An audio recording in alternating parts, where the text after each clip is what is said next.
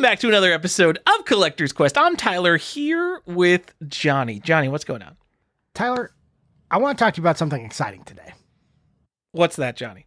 It's really hot. I want to talk about the weather. Why? God. No one wants to talk about the weather. That's just it. I'm just telling you, it's been hot. I'm hot. It has. You sent me a picture. It was like over 110 degrees where you were. It was 114. That's all we need to say about it. It's really hot. That's what I've been doing. Tyler, I went and I saw Beetlejuice. That's the real thing I did. You just saw that? Man, that movie came out like 30 years ago. Yeah, 1988, as a matter of fact. Yeah, I saw it in theaters then too, but I saw Beetlejuice. Now I've said it 3 times and you fucked us. Oh. All right, there's a new Beetlejuice. How was that? It was fun. I won't say it's like great, but I enjoyed it. So I enjoyed where the characters went and how it resolved, but I could see how people would be put off by it. And I wouldn't say it's like an instant classic or anything, but I enjoyed it. I thought it was a fun movie. Did they set it up for the obvious sequel of Beetlejuice? They left a window open, but I think they've actively said they aren't going to do that, but they did leave a window open for it. I definitely don't hate the title. I think it is a really good name for a sequel. It is. And if it becomes a trilogy, it's the best naming convention ever. It's almost a tragedy if they don't, even if it was animated. It's like, I feel like you're leaving me hanging. It is true. I mean, why would they name it this? This is such a good name if it's going to be a trilogy. But like, what, are we going to wait until everyone involved with this is dead and do the next movie in 30 years? That would be the tragedy. Like, yes. Tim Burton's dead, Michael Keaton's dead, and then they just go and make the movie anyway. And it's like Home Alone 3. It's like this whole different thing. Ugh. That would be terrible. Yeah. That would ruin the whole name of the second movie. Yeah, they would. I mean, and it is getting, like, if they were going to do it, they need to be starting like tomorrow. Because Michael Keaton, you're hardly going to find someone who loves Michael Keaton more than I am. Such a weird Michael Keaton stan. Love him. But he is getting old. Like, and he looks it. Like, even in the Beetlejuice makeup. I mean, he's supposed to be undead and the same. But you're like, oh yeah, Michael Keaton looks a little old in the makeup. And also Catherine O'Hara, that's Kevin's mom in Home Alone, for all the people who don't know exactly who that is. Yeah, she also looking old, but that was fine. Hey, Johnny, once you get into your 40s, everyone you grew up loving as a kid is all of a sudden really old. Every time I look at like a concert or like a wrestling event, I'm like, oh my God, they're still alive? Because we're getting to that age. Yeah, I mean, and that's what's happening. I hope they do another one. Like, I really hope they do. But like, really, if they're going to, please just start right now. Get Michael Keaton back, continue the story, finish it up, and then like, don't do anything else with it ever again. Just leave it alone. That's usually the thing to do. It's surprising this got positive reviews, because usually the thing to do with something that's like 35 years old is to leave it alone and not do anything with it. Yeah, that's what I'm saying. Like like I said, I have some problems with the movie. There was definitely too many story elements. They could have hacked off like half the story elements that they put into it. Totally unnecessary to the main story. And it would have been the same movie. Didn't need all of that. But I enjoyed the main characters, like where it took them. I was like, this is like kind of a pleasing resolution to, and what I felt like a natural progression from the first Beetlejuice would have been to where they are now. Well, I'm happy you liked it, because I know you are such a big fan. I am. I did videos, and some guy asked me, he's like, how many Beetlejuice shirts do you have? And I'm like, 4. I have 4. Speaking of Michael Keaton getting older, now's the time to go see all those concerts you've been meaning to see. COVID's over. All those 70-something-year-old dudes are still touring. Coming next week to Charlotte, North Carolina. Alice Cooper, 76-year-old Alice Cooper, is out here touring. So, ooh, cool. Maybe not a show you want to put off if you're looking to go to an Alice Cooper show. I mean, but yeah, no thanks on Alice Cooper. But really, it is one of those things where, like, if you've got a favorite band and they're older and you've always wanted to see them, or if you're like, hey, I've always wanted to see Paul McCartney, which is a thing my friend said to me recently. I was like, well, you should probably get on Paul that. McCartney? Yeah. He's alive? Yeah. He's the only one alive. Um, yeah, that's crazy to say that. Like, that's something he said to you recently. Like, I can't believe he's doing things. Like, he's not just chilling, enjoying his best life after having lived like the most successful musical life ever. It sounds like he likes it. Maybe. Right. I don't know. I mean, I get there's probably a point where like I'm singing, 30, 40-year-old songs, but like this is my only purpose in life is to hear people cheer me on. So this is what keeps me going. I mean, or maybe he just likes doing the music. I don't know what his motivations are. It could just be the money. Who knows? But my point is, if you want to see Paul McCartney, you should travel to wherever he goes. Like, if they're like, oh, he's never leaving England, you should go there if you want to see him. Because, like, though I think he lives in America now, so that's probably not a big deal. I don't know. Yeah, Johnny, speaking of going to concerts, I looked up Iron Maiden tickets for the show. They're playing right after Alice Cooper. Oh, and shit. Go to get like a standing spot on the floor, over $300. And then I like looked up, like, can I like fly to Vegas and like get a cheaper ticket there because it's not sold out? No, it's like $300 plus anywhere in the stadium. And like people are just like, oh, you got to get the tickets for like $150 when they come out. You're just buying from resellers now. It's like, what? Concerts are expensive, dude. It's crazy what concert prices have gotten to, and I'm glad I hate concerts. I'm not a concert guy. I'm not a concert guy either. Like Iron Maiden is like the only show I would consider going to, and people are going to be like, "Oh, support your own local bands." I don't listen to any music. I listen to like 4 bands. So this is the only show I would go to, and no, I'm still not willing to spend $300 on it. That's just too damn much for an hour and 45 minutes of live entertainment. Here's some old man stuff for you. I feel like with bands like Alice Cooper and Iron Maiden, if they're like old people bands, there should not be floor standing. You know what there should be? It should be all seats. It should be, look, these people are old and they're tired. They need to sit. Okay. They can't be standing up for 4 hours while you play your songs. They'll let these people sit down and nod off a little bit. I looked up Monday Night Raw tickets to get like a decent seat, not like front row on the floor, like a decent seat is like $300+ for Monday Night Raw. I can buy a plane ticket, go to Mexico and see a CMLL show at Arena Mexico. So the Lucha Libre shows that go on all the time in Mexico, any seat, like front row, $14, $15. So I could go to Mexico, see a show, come back, and it's the same price as going to the town near me to watch Monday Night Raw. That sounds way cooler. That's a way better story. Oh, it is so much better. Oh my, like everyone hates wrestling. If you go to wrestling in America, it's like a bunch of adults who are just like pretending that it's still cool, and then they bring their kids because we're all old now, and no one there is into it. And every single person in Mexico acts like wrestling is fucking real. And it's like going to a soccer game in Europe is what I imagine that would be like. That is how into it people are in Mexico. That sounds awesome. It's $14 a ticket. You should, 100% do that.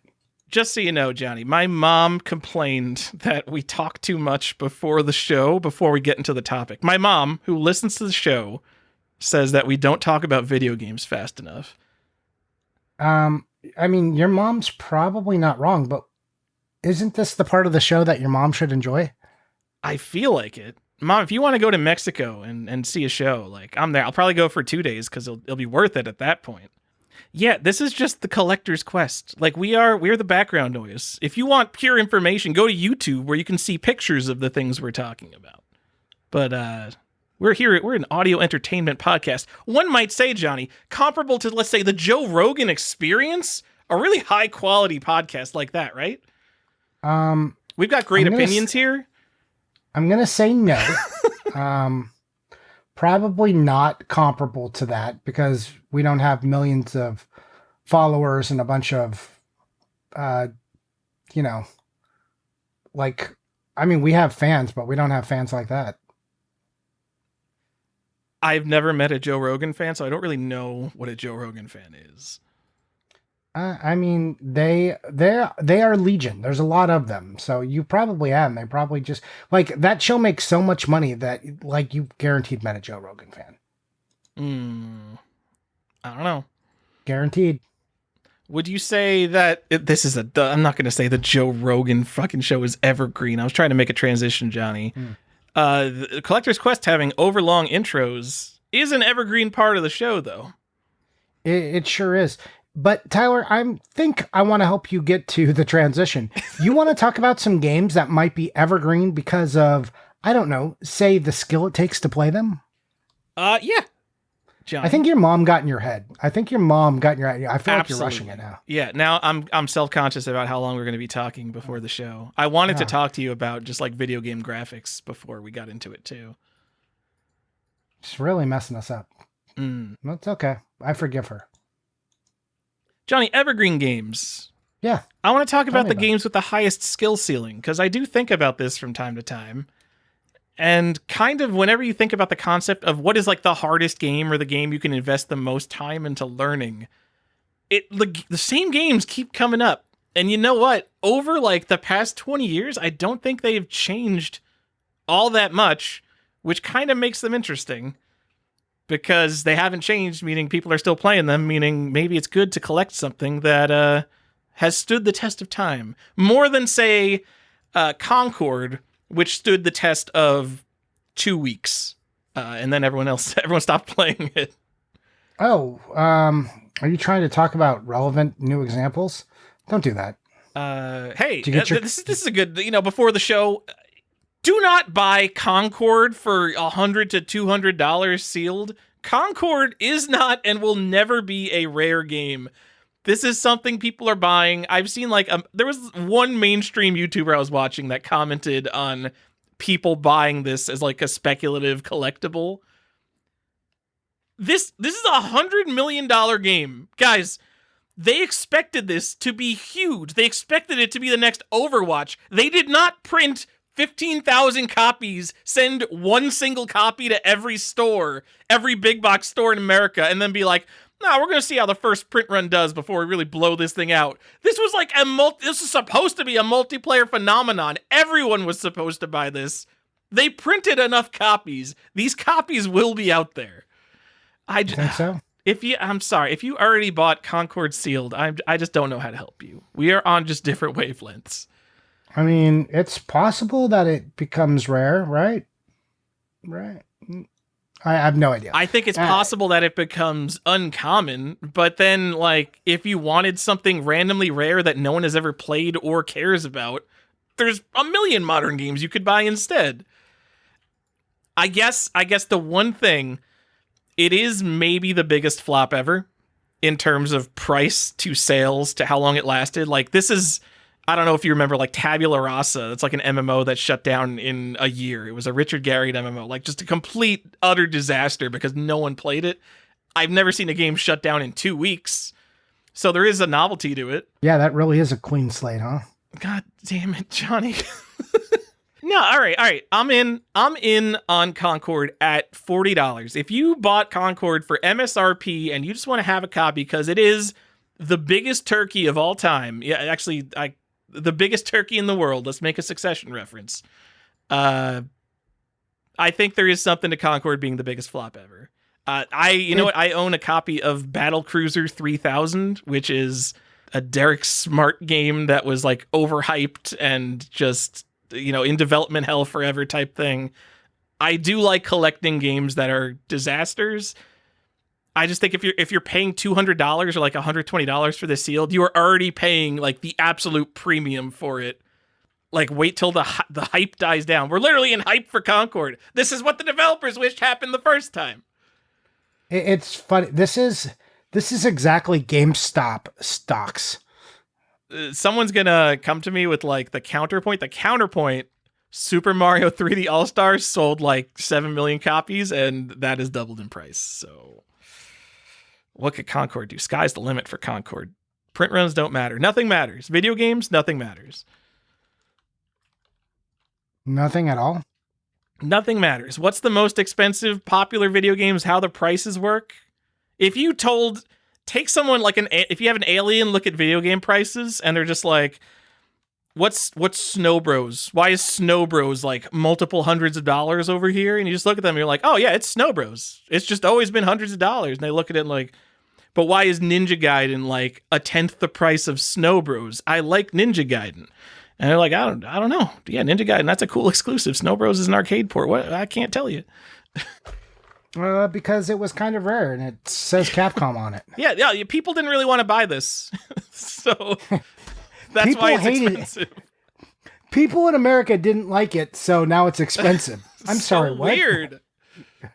It is, if you devolve the conversation to just that, it is kind of funny. Like the shit that, it's a little bit less that, but it used to be that. It's like, all the shit that no one liked and wouldn't buy, now it's expensive. Now we want it.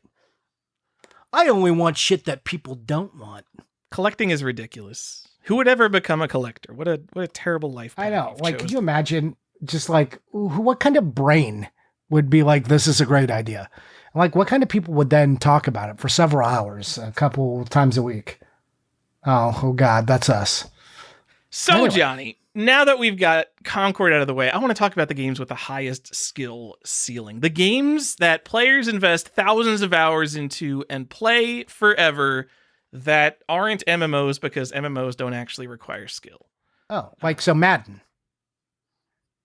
I think you could make an argument that Madden's on this list. I don't know enough about competitive Madden, but I definitely know that Madden is not as competitive as Counter-Strike or Dota. Oh, FIFA? Again, these are like B-tier esports. No one is watching competitive FIFA. Although I think like esports might be kind of in a slump right now in general. Okay, if you say so. Anyway, so if you don't mean those games, then what do you mean? The hardest games, Johnny. The Oh, games like what? that you go on speedrun.com and people have been playing them for 10 years straight. Oh, So- one of my favorite sites. I think there's two ways to think about it. So there's the strategy element of how hard it is to like think through how to like plan how to play a game. Think like chess. And then there's the technical execution, which would be like a rhythm game where it's nothing but pressing buttons as fast as you possibly can. And I think that's two axes of a graph, and the best games that will last forever are maybe the ones that require both of those. But then like chess, a game people have been playing for hundreds of years and people literally dedicate their whole life to, even if that doesn't require like technical execution, still probably one of the games with the highest skill ceilings ever. Okay. I don't know if this should count, but I think the metagame around strategies evolving over time contributes to the skill ceiling of a game. Because if you take, let's say, Guitar Hero, for example, I'm just going to pick a rhythm game, because rhythm games tend to have a sort of infinite skill ceiling, because you could always just add more notes, and you could always make more custom, harder songs. At the end of the day, all you have to do is press the notes in time with the buttons, no matter how many notes there are.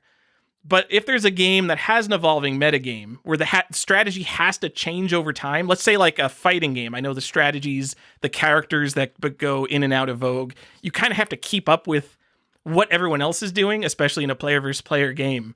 I think that adds a lot to the skill ceiling, because you can't just you could be the best Guitar Hero player ever, and you could have just played it in your house forever, and that's it. You just show up to a tournament, and it's like, oh, I'm just the best guy in the world, whatever.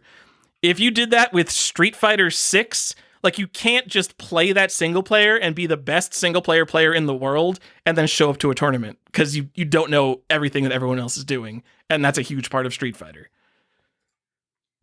That's true. You kind of have to know the meta. Yeah. And if a computer can play the game perfectly, I think that's probably a knock against it. Again, going to the rhythm game. The computer can play that perfectly. Computer can't play chess perfectly because chess isn't a solved game. It can play chess really well, though. And I don't think this necessarily means that the game is hard or competitive. So Super Mario, if you go on speedrun.com, like towards the top consistently is going to be Super Mario Brothers, because hundreds of people speedrun Super Mario Brothers. And yes, it has a very high skill ceiling, but we are literally frames away from the theoretical human limit. And so, yes, you could argue, but you could grind those 13 remaining frames from the theoretical best time ever in Super Mario Brothers for the rest of your life. But if we're 13 frames away from the actual limit of how good you can be at a game, I feel like that is the opposite of having a high skill ceiling. That means that we are at a very, very capped limit of how good you could be at a game, even if it is like impossibly challenging and impressive to get to the level where you're at the skill ceiling. But Super Mario Brothers, I think, is very much capped. And I don't think that hard games necessarily have a high skill ceiling, because when you think of Dark Souls, I'm sorry, it's the traditional example. People play Dark Souls with drum controllers and guitar controllers, and they'll beat the entire game without getting hit once. If you can beat Dark Souls on a guitar controller without ever getting hit, where is there to go? You have reached the skill ceiling. That's it. Players are there. No one is there in chess. You could study chess for the rest of your life. You will have wasted your life, but you can do that, and you will always be getting better at chess. But Dark Souls has only been a game for 15 years, and people are beating it hitless on guitar controllers. So not really the same thing. All right. So you've made the distinction. So where are we going from here? We're going straight to the top, Johnny. Okay. I'm going to divide the episode Straight to the ceiling, maybe? Straight to the ceiling. I'm going to divide the episode into the games that require both strategy and execution, the games that have the highest level of technical execution, and the games that have the most pure strategy. And we'll talk about collecting some of those stuff. Okay. As long as we're going to talk about collecting them a little bit. Johnny, I think StarCraft 2 has the highest skill ceiling of any video game ever made. Ever?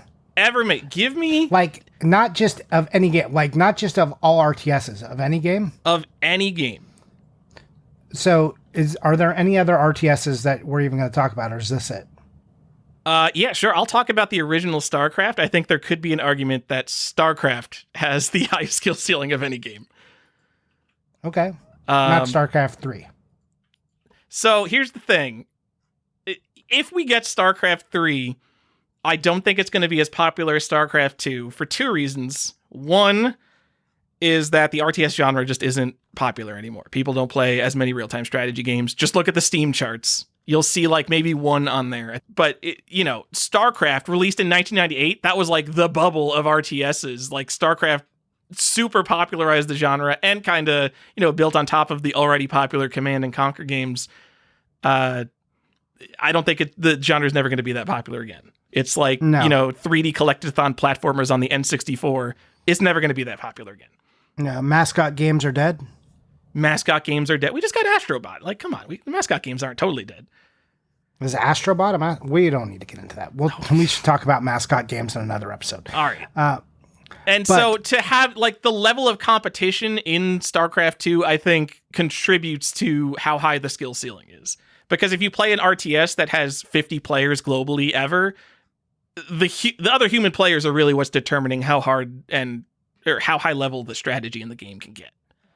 I brought up StarCraft 3, not one, it doesn't exist, but it's as a theoretical item that might get released. But also, I think, I forget where the quote comes from exactly, but it's about StarCraft 2 when they're talking about it, and the horse armor from Morrowind made more money than all of StarCraft 2. Yeah, so it was a DLC horse in World of Warcraft made more money than all of StarCraft 2 yeah, Wings was that of Liberty, what it was? which Yeah, it was just like very funny quote. So yeah, it's great. I love it. But my point to that and why I even brought up StarCraft 3 is because if they ever do make a StarCraft 3, they're going to probably turn down the difficulty level and make it more pay to play elements and they're more pay to win stuff that will be in there. I think because StarCraft 2 got outdone by. It's not just that it got outdone by horse armor; it got like embarrassed by it in ways that are upsetting. So I just think that lends itself to a lower skill level. So even if we continue StarCrafts, I think inherently they will be less skill intensive is kind of the point I wanted to make there. I don't know if it would be necessarily less skill intensive, but I do know that they would ruin it because it would definitely be some kind of free to play nonsense with season passes. It would be exactly the live service that game players do not want to play. It would have some of the same DNA as Concord, you might say, because when Activision makes a video game, they're thinking about how much money can we get out of you? And that is a strong reason I believe that not only is StarCraft 2 the highest skill ceiling game that is currently ever made, I also think it is the best RTS that will ever be made. What, you're not a Civ guy? I mean, that's a turn-based strategy. That's a different thing. If you're asking me on that, I'm a Civ 4 guy, although I do like 4, 5, and 6, all of them. And I'm excited for 7. Anyway, if you don't play StarCraft, if you've only played StarCraft 64 and you just cannot comprehend, StarCraft has it's the perfect mix because you need to know like every interaction in the game, every unit against every other unit. There's 3 races in the game. You need to know how each unit of each race interacts with each unit of each other race. You need to know when you scout what your opponent's doing, you need to understand what they're doing so you can counter it. And there's fog of war, so there's an element of hidden information, which leads to bluffing your opponent and tricking your opponent into, while they're gathering information about you, you're trying to trick them into thinking that you're doing something that you're not doing. Beyond all this grand strategy, the actual battles, unlike when you're 12 years old playing StarCraft and you just select all your units and attack into the enemy, the actual battles when you know what you're doing in StarCraft involves setting up multiple groups and doing like dozens of actions per second in micromanaging the battles. So it has both the chess element, it has sort of the Magic the Gathering element of hidden information and metagame strategy, and then it has like super fast-paced micromanagement in battles, which is why like once you hit 28 years old, you can no longer play StarCraft because you're just like physically not good enough at using a mouse to compete at the highest level anymore. It's perfect. It's the game, man. I don't even play StarCraft that much, but I have always kept on top of watching competitive StarCraft 2. I think it's the most fascinating and most approachable esport to watch. Because, like, I don't know, I've tried watching Counter-Strike, and, like, I understand that there's like, economic management in Counter-Strike, and, like, there's team tactics and stuff. At the end of the day, they're pointing and shooting at guys, and like it's only so interesting to watch for me. But StarCraft has so much more going on. All right, if you say so. I do say so, John. I'm not into it. I've just never got. I told you that I worked for. I think I've told everyone I worked for a company that did RTSs, and I had to research them, and it was, man, the appeal never really hit me. Have you tried getting good? Who said I wasn't like fine at it? Like, I don't know. You want to 1v1 me? Sure. Give me 2 days to read up on it. I'm sure I'll beat you. Okay. Let's go. Okay. All right. You're just going to look up like what the easiest cheese is. Like I'm going to do the cheapest all-in strategy against Tyler and be like, I told you I could win. Fuck you. Zerg Rush. Sure. If that's the type of person you think I am, which is not accurate, but all right. Well, that's the type of person I am. I would 100% pick up my entire base and build a planetary fortress on top of you. That is how I would play against you. Yeah. I would be willing to play for you. Like, what I would want to do is keep playing you for like 2 weeks until I finally beat you, and then it was clear, or it was clear that I was never going to get to the innate skill level that you have over years of practice. Or like if I didn't see myself closing the gap, I'd just be like, all right, I concede. But when I put my head to games, I'm usually good at them. But that doesn't mean anything. You're good at games too, so I don't know. It would be an interesting challenge. I'm not good at StarCraft at all, which is part of what makes me hold it in such high regard. I've watched hundreds, maybe thousands of hours of StarCraft. It is like I used to have it on constantly in college, just like the GSL and all these big tournaments. I know the strategies. Like, it's one of those things, like, if you're watching a sports game, like, you know the strategies, and you're like, what the fuck's this team doing? Why aren't they're doing the wrong thing? And then, like, you go to actually play it, and then it's just, like, you're overwhelmed with so much information that you can't execute anything that you know you should be doing. Then if you slow the game speed down to, like, 0.25%, or, like 1/4 speed, like, oh, now all of a sudden I can execute, but, like, once you have to do everything at full speed, it's like, oh, I suck at this game. There's a lot going on. It's not like I've never played RTSs. I've played quite a few. I just don't enjoy them. I find it's just not a genre I ever fell in love with. I wouldn't be surprised if there are people listening to this podcast who just never played a real-time strategy game because it's so PC focused and not popular anymore. I wound up, again, I didn't play these until I was an adult, and like I kind of had to. And about the getting good thing, like you did have to get good kind of quick because I worked in an office where everyone was playing a real-time strategy game, so you did not want to get embarrassed, especially not as the intern. Like, no, like walking in as the young guy, you gotta go in there and get it done, or gonna be bad news for you. All right, Johnny, StarCraft 2. Oh, man, I don't have it in front of me. When did StarCraft 2 come out? Was that 2009? Wings of Liberty? Sounds about right. 2010. Okay, so we're in the height. This is like a few years after Xbox 360 came out. We are in like the height of everything being a collector's edition. Like, this is the peak. At least the first peak, I think. And maybe we're in another peak right now. The 360 was just the height of collector's editions. But like you said, that was, what that was the height of, really? It was the height of people not understanding what to do with collector's editions, them understanding that collector's editions made money, but not understanding what they could get away with. Yes, they didn't make them as expensive as they can now. Well, and then put just worse and dumber stuff in it. They were like, Here's a Batman Arkham Asylum Collector's Edition. It comes shaped in a Batarang box, and here's a giant statue with it. You're like, what is all this? What are we doing here? Like, all the Uncharted ones, remember? Like, ridiculous. Yeah, I sure do. Yeah, you're like, oh, here's this looks like that cabinet from the game, and I put a dagger in there for you, because that's the key for the game. You're like, God, cool. You gave me a knife. It's worth thousands of dollars now. Uncharted 2 Fortune Hunter Edition. Only made 200 of them. Yeah, you were smart if you bought it. So, did you buy it? No, I wanted it literally since they announced it, because Uncharted 2 was like my favorite game. But even like as an adult, like going through the modern ones, like willing to pay like relatively high prices for it, I think it's always been too much. Like Uncharted 2 it's a lot of money. Like, yeah, it's like, I understand that it is maybe one of the best games ever made, but like when you're in the tier of like multiple thousands of dollars for it, it's like, okay, but it's like Uncharted 2. Like, we're talking like getting into the realm of like these Super Mario Brothers and Legend of Zelda type games. Yeah, no, we did talk about like a couple auctions where you considered it, where you looked at them. Yeah. Uncharted 2, not one of the games with the highest skill ceiling ever, though. No. That's a me style game now. I'm like, I don't want to get good anymore. I just want to play. Tell me a story and let me feel like I did something.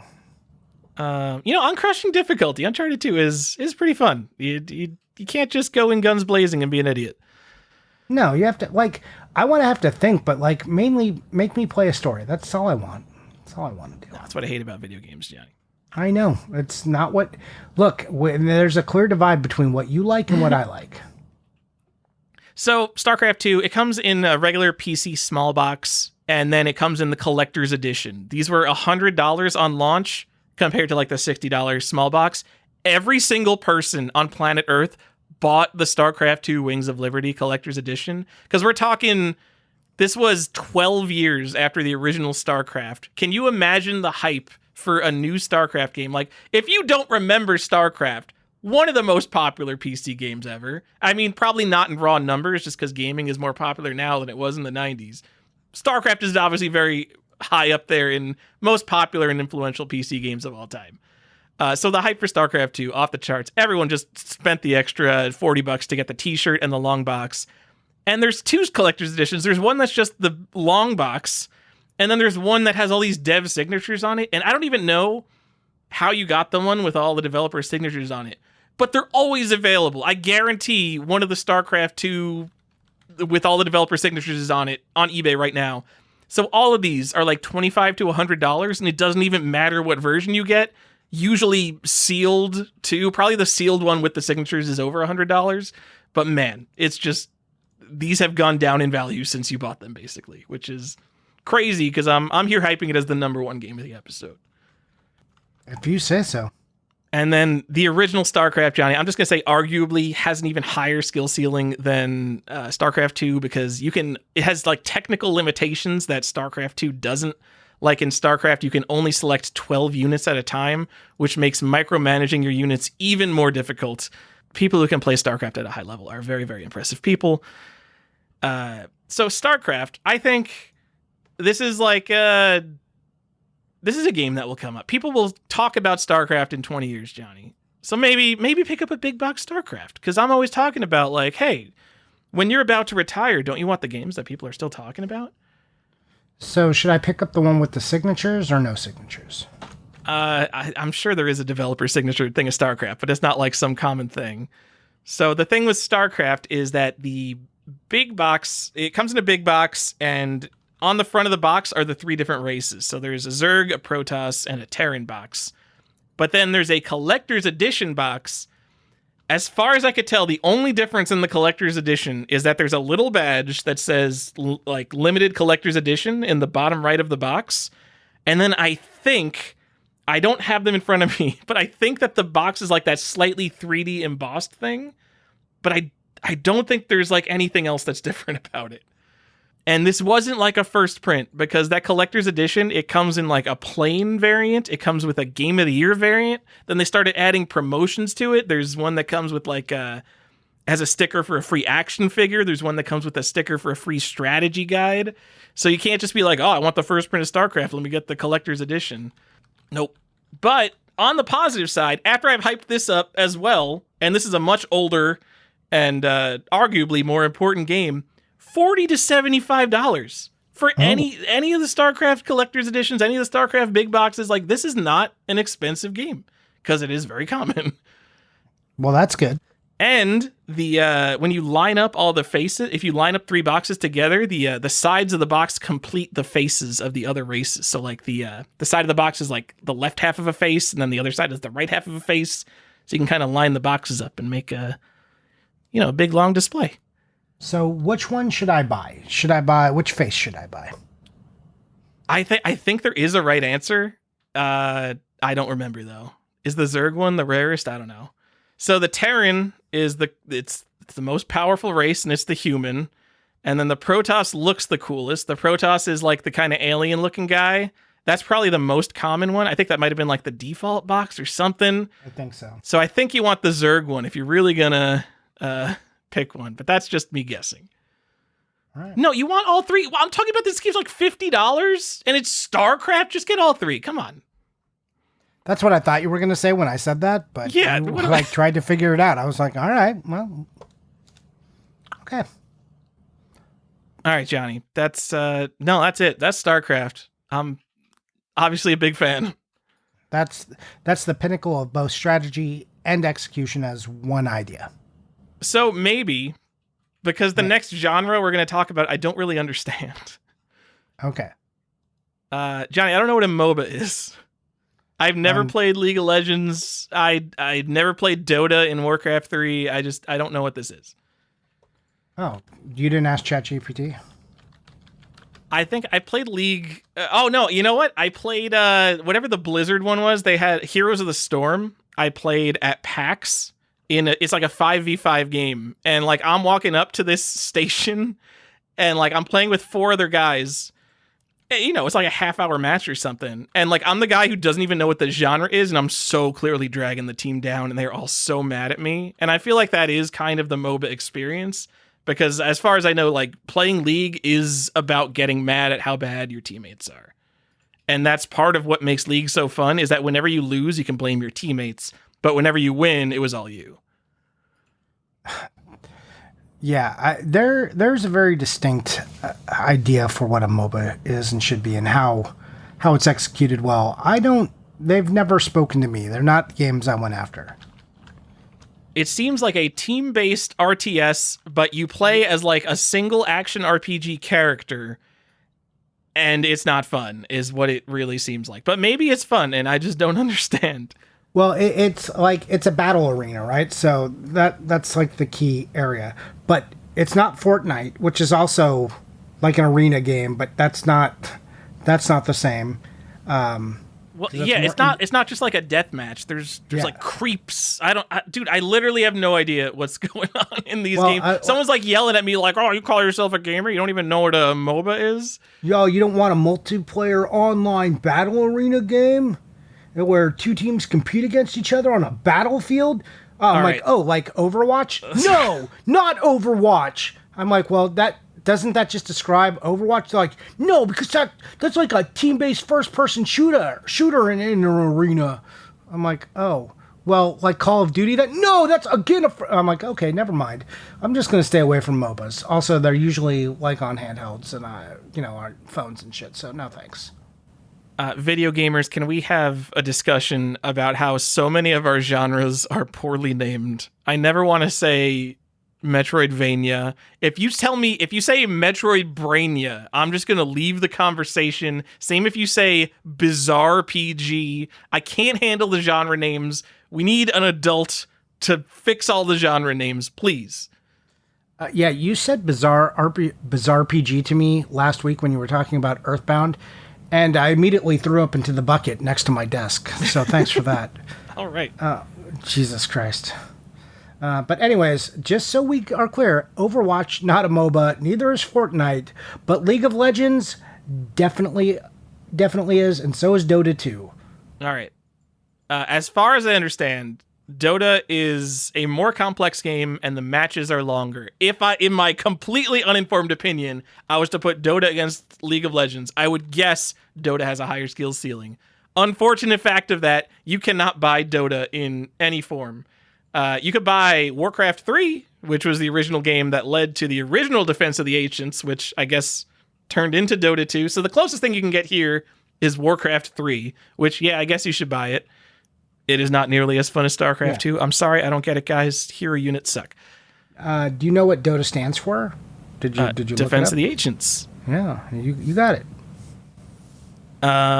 What you can get is there's a battle pass, because video games are terrible and we have battle passes now. And from 2015 on, if you maxed out your battle pass by just playing all the Dota 2, they would send you a physical Aegis as a reward. And specifically the one from 2015, I think is worth over $100, maybe hundreds of dollars. And the rest are, I don't know, like a few dozen dollars each. But yeah, you can get some stupid, like, I don't know why anyone would care about this that doesn't play Dota 2. But I also don't know why you would care about this if you didn't actually achieve the thing. Like, if you didn't do the 2015 Battle Pass, why do you care about getting the trophy that says you did? You didn't do it. You weren't there. What are you doing spending $150 on this for? That sounds crazy. It is. Like, you're like, oh, I didn't do the thing. And it's like, well, what are we even talking about? These millennials and their participation trophies are things they didn't even participate in. I mean, kinda. I don't want to be an old man, but it does feel a little bit like that. But, Johnny, there's good news. Oh, thank God. Please tell me. League of Legends, a free-to-play video game. I think Dota 2 is as well, which is why there's no physical release. League of Legends has a physical release. For some reason, the League of Legends Collector's Pack, which came with a physical map, because I think this game, this might be 2009, where like, I don't know, it's a PC game, put a map in there. And then it comes with like in-game DLC crap for the game. There are two variants of this collector pack. It's just like a DVD case. This is not fancy at all. Literally like the cheapest looking thing you could possibly imagine. The first print has an ESRB rating pending, and then the normal one is teen. You could go on eBay, and for like $15 to $100, they're kind of all over the place depending on condition and whether it includes the map. You can just go get one of these collector packs.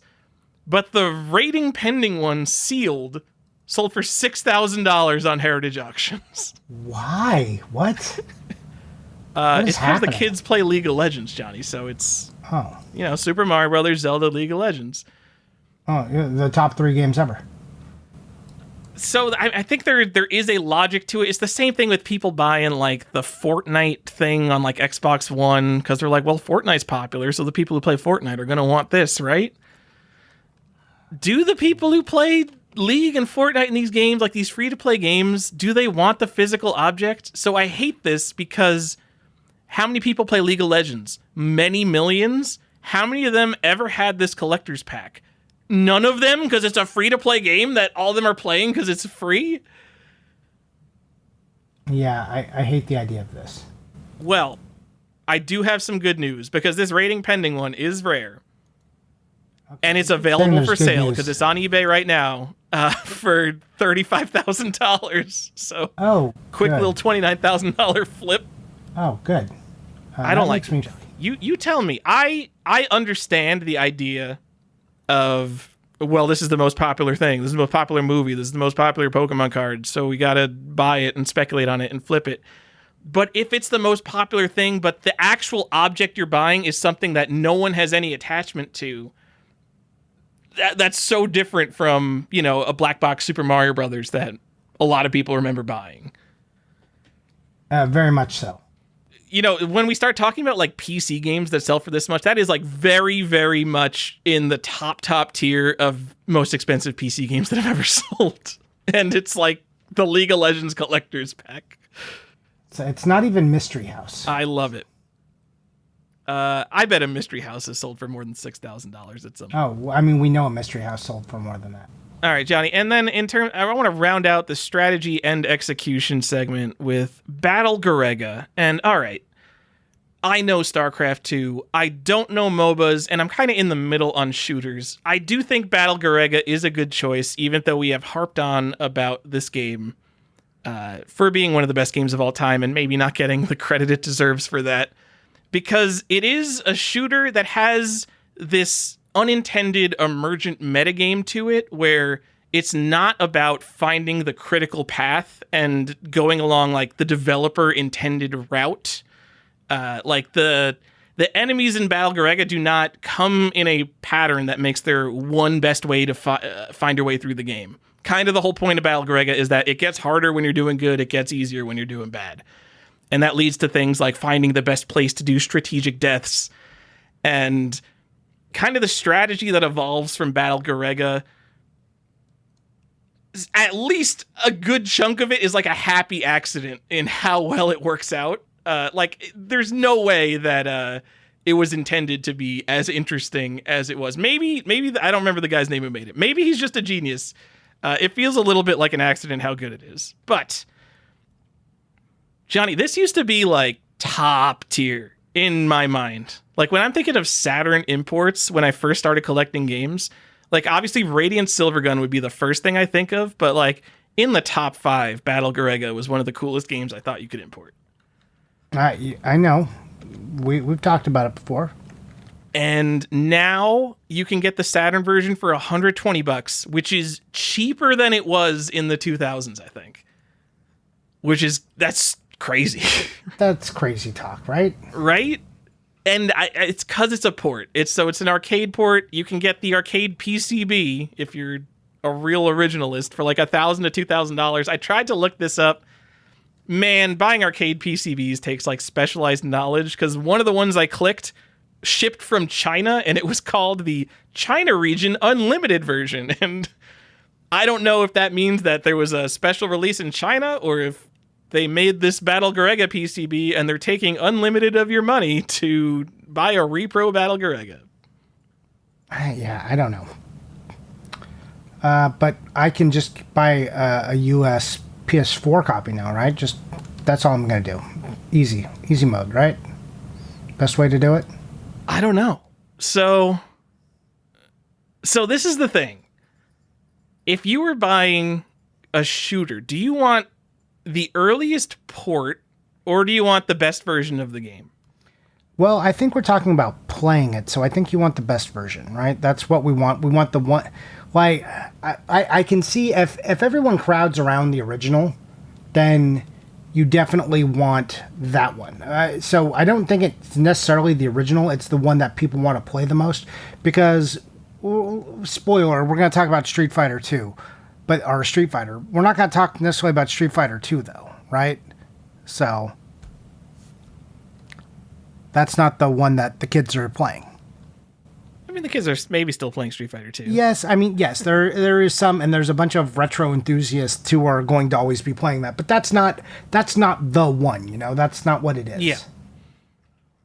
So. You see, I don't know how to feel about this. I feel like since the Saturn version has come down in price to like $120, like, I don't know. All right, if you're like a Battle Grega super fan, if you have, let's say, played through the game 5 to 10 times at least, then I would say, yeah, go get the Saturn version. I think it's worth owning it. It's an iconic Sega Saturn game. But yeah, maybe the best playing version, the PS4 version, is good too. I will say, interestingly to me personally, I try to play all my shooters on PC because it's just the most convenient platform. And yeah, I could play, you could play anything on MAME, whatever. But the 2016 version of Battle Garega is like by far the best version of the game. One of the upgrades I could think of is you can highlight the bullets in like pink or blue. And one of the main complaints people have about the game is like, you can't see the bullets. This game's bullshit. And in the remake, you could highlight the bullets like they would appear in a lot of other shooters. So it's like easier to understand what your eyeballs are looking at. That does sound nice. So the Japanese version's like $60. The limited run games version, it's like 80 ? Kind of all over the place. The sealed limited run games one is like $150 ? A little bit all over the place. Crazy that the limited run games one would be more expensive than the Saturn one. And then there's this stupid big box collector's edition that you would have to be really dumb to own, which I do own, and that one's like $200. So that's the one to own then, the one you own? Is PS4 region free? I don't know if PS4 is region free. If PS4 is region free, I'm going to say get the Japanese one, not because it's a Japanese game, not because it's $20 cheaper, but because playing a shooter, which you don't need that much language to play, it just looks cooler if you're doing the Japanese version. You're like, oh yeah, I knew that the first item on the menu was start because I just played this game that much.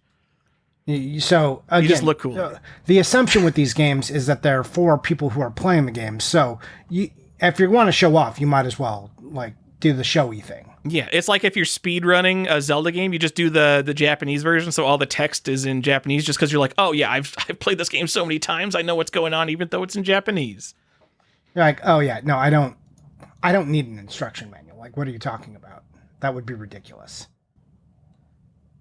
Okay. Do you have anything else that would fit in this category, either for the strategy / execution category or just like a shooter? I don't know if there's a better shooter choice. There are a lot of shmups, right? And I don't feel comfortable talking for the shmup world of like what is the most skill intensive. But I think we can talk in general. They always retain their value, as a collector's item. It's a genre people collect and play passionately. So it has two focuses of appeal. It has players and collectors, and the place where those meet, which then also will draw in investors because they see these as desirable items. So it feels a little bit like you can't lose. But are shoot 'em ups as a genre less popular than they were, say, 10 years ago?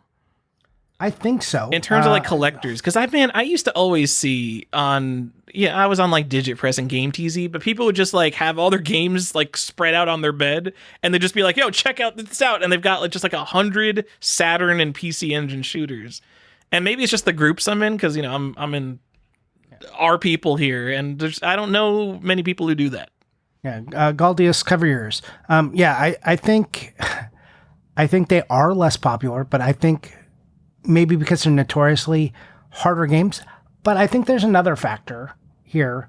And I think a lot of these types of games have become like downloadable nothing games or Xbox Live, like these type of games that you can just like pick up and play. So the kids are playing them, but you know, they don't have to dig deep into libraries and histories to get their fill of this kind of game. There's just little shmups all over the place now.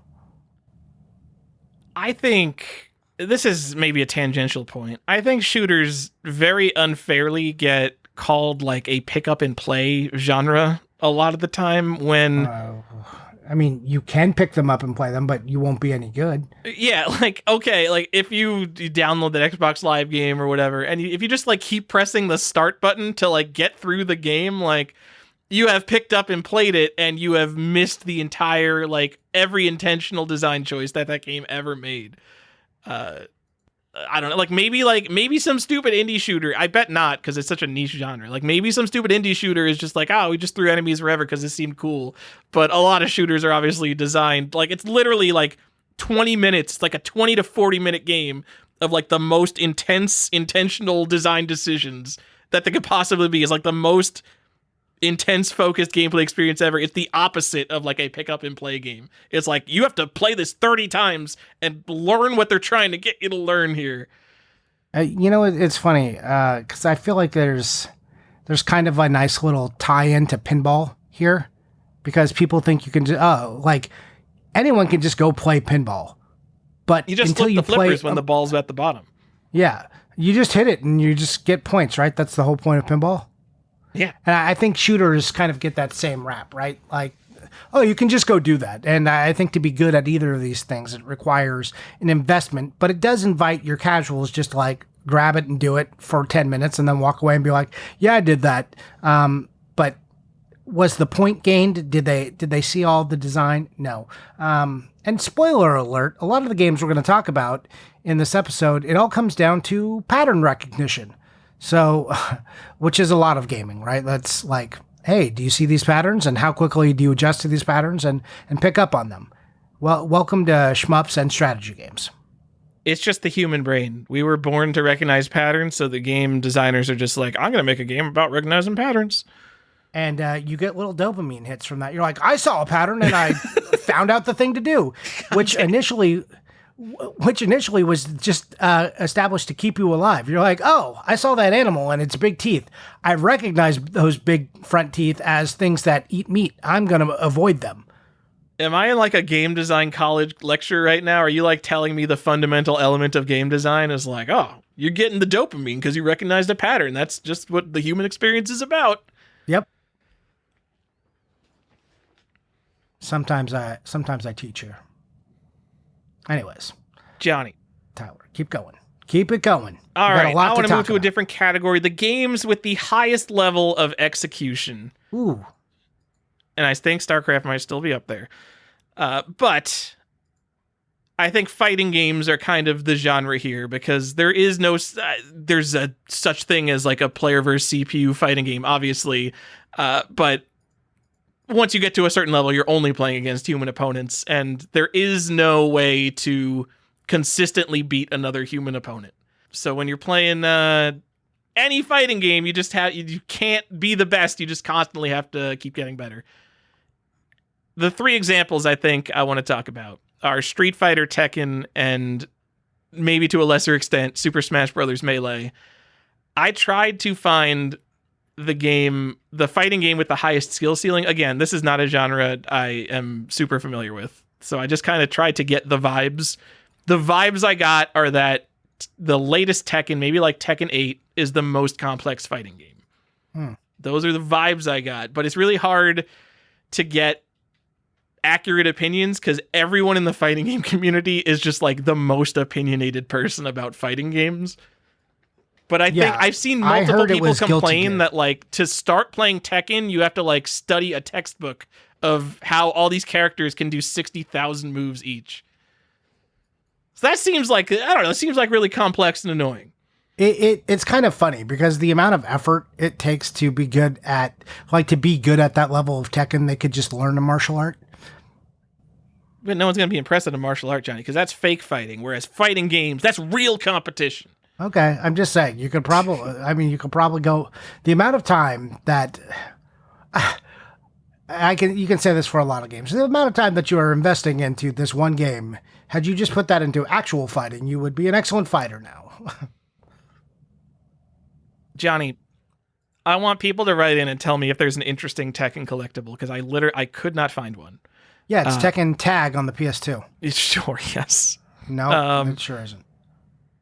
Tekken, for whatever reason, Tekken Tag Tournament is a game that just like always appeared when I was going to arcade auctions, just like a $200 game that no one wanted for some reason. Yeah.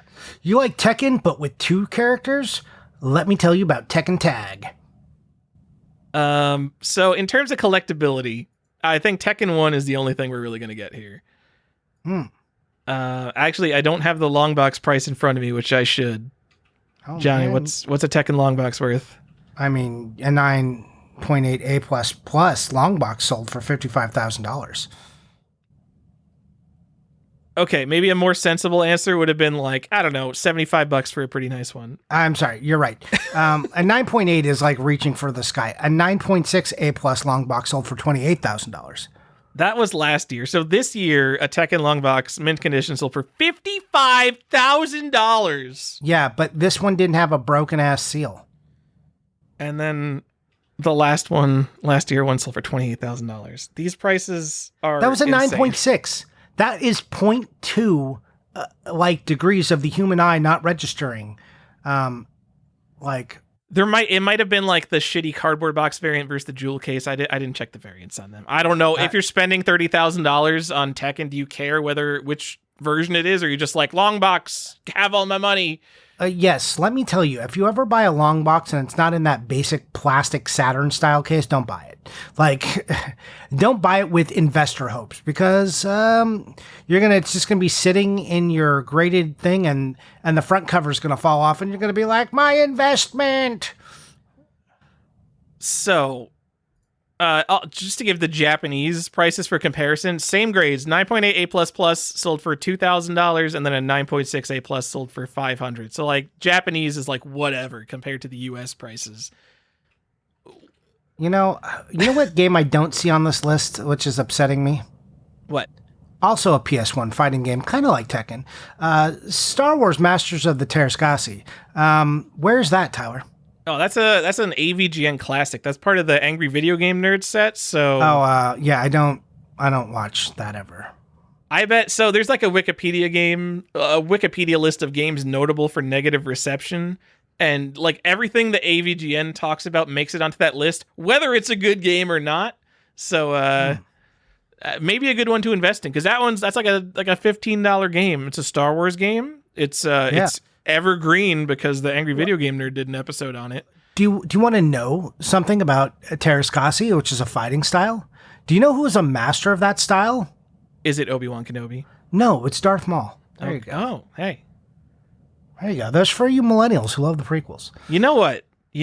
Since we're talking about it, Johnny, on eBay right now, there's a promo letter for $55. If you're the biggest Star Wars fan or PS1 fan, I'm going to say buy this. This is literally, it's an addressed envelope to Pat Coyne in Los Angeles, California from LucasArts Entertainment. And it's a coupon for Star Wars Masters of Terrascasi. That's cool. Maybe you should send me that link. Why would anyone keep this for 30 years? It's madness.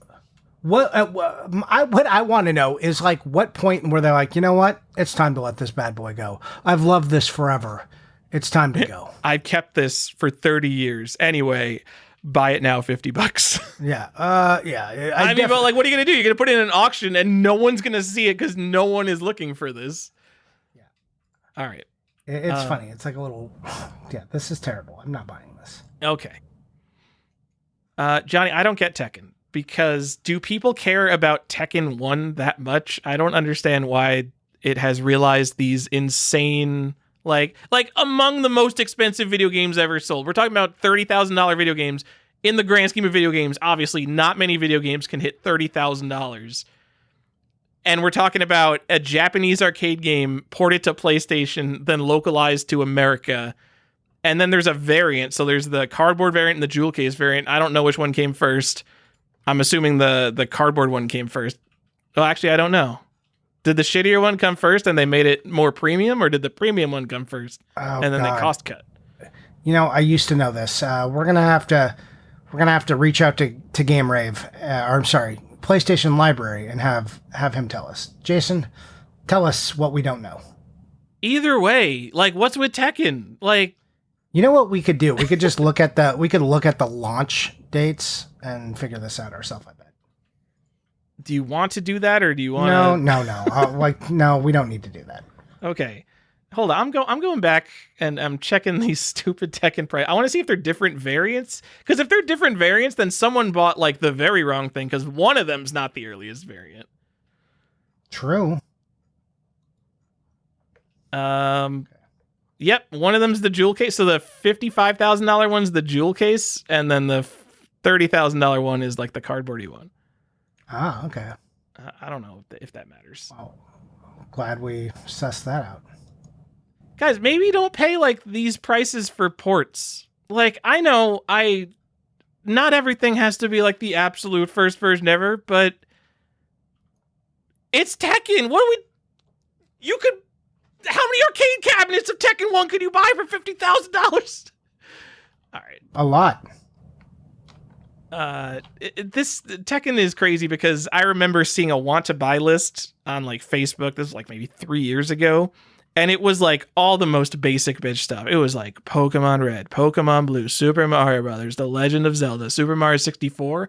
And then the one game that stuck out was like Tekken 1. And it's like, what? How did this get into the same tier as all these other like outrageously classic games? You're asking the wrong guy. I do not know. I'm not going to let up on this. You're going to have to let it go. Johnny, I think you could ask someone who doesn't play fighting games to name as many Street Fighter 2 characters as they can. I bet a lot of people could get half the Street Fighter 2 characters, even if they don't play Street Fighter. And I don't know how many people could get half the Tekken characters if they don't play Tekken. There's, what's his name? King, right? Yep. That's that guy who made you feel like you could fight a furry. And I bet everyone could get more Street Fighter and Mortal Kombat characters than Tekken characters. So what you can't tell me this is classic. I have no idea, Tyler. You are asking 100% the wrong guy. I know King, and that's like a stretch. I know King and Yoshimitsu. You forgot about Jack, Kazuya, Law, Michelle, Nina, and Paul. Which one was the robot and the bear? Kuma is the bear. Oh, yeah. That's how I remember them. Which one was the bear? Good. Great, yeah. Johnny. All right. Be sure to write into the show and be like, you guys couldn't even name all the Tekken 1 characters. You guys suck. You Get suck. good at video games. You suck. Get good, you fucking idiots. Johnny, Street Fighter. So I tried again to find some interesting Street Fighter 6 thing. Also, I tried to find the most competitive Street Fighter game, and I found a lot of people saying Street Fighter 6 is the most competitive Street Fighter game. I was expecting people to be like, oh, retro games are the best. Third Strike is actually the most technical because of blah, blah, blah, blah, blah. But a lot of people were just like, no, Street Fighter 6 is the game. So cool. Well, that's nice of them. Cool, but there's no collectible version of Street Fighter 6, very unfortunately. Oh, well, you can buy it for like $25. You sure can, or you can get the collector's edition, which includes 2 stupid statues that you'll never take out of the box for $90 and just have a too big box for the rest of your life sitting awkwardly on a shelf. So I'm going to interject real quick here. And sorry, Jason, I know you've probably gone looking after you're listening to this part, but I believe these standard Saturn style cases are first because it looks like all the launch titles had that case. All right. So it was a cost cut. So the person who bought the $30,000 Tekken got a way worse one. Because not only was it in worse condition, it was the cost-cutting cardboard one. Yeah, if they bought the cardboard version, well, which cardboard version? The one with the ridges on the side and the pasted on fronts, or oof, big oof. No, Johnny, it's early production. That's one of the worst cases ever made. I think we did a whole episode on that. You could look up what our grade is on that. It's got the shrink wrap holding it on, though, so you're all set. Spoiler alert, that's hot garbage. I don't care. Like, that shrink wrap Ugh, no thanks. The owner is actively responding to offers for this item, Johnny. If you want to make an offer of $43,200 or more, they might respond.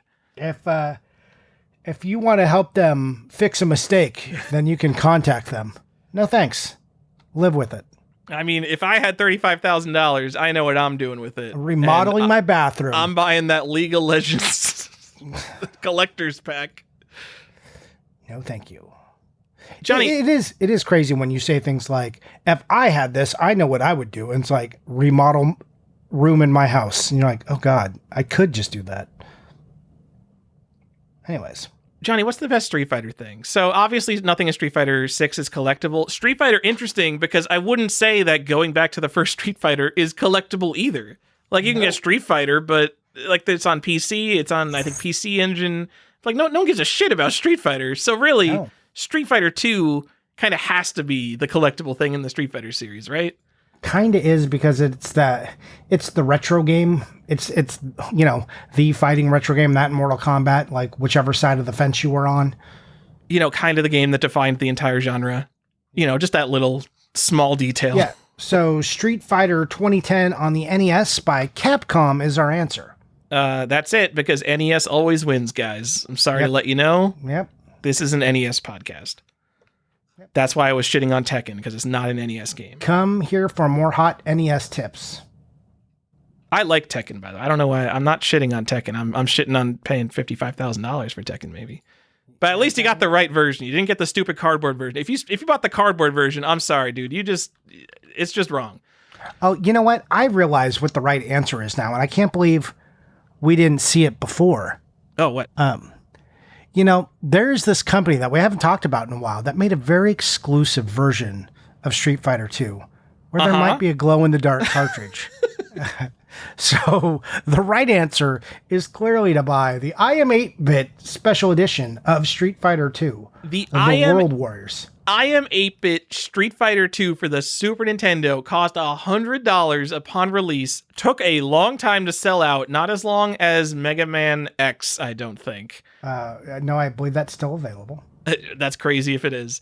Johnny, go on eBay. We have finally reached the point where you cannot buy a Street Fighter 2 for less than $100. The IM 8-bit version. Oh, yeah.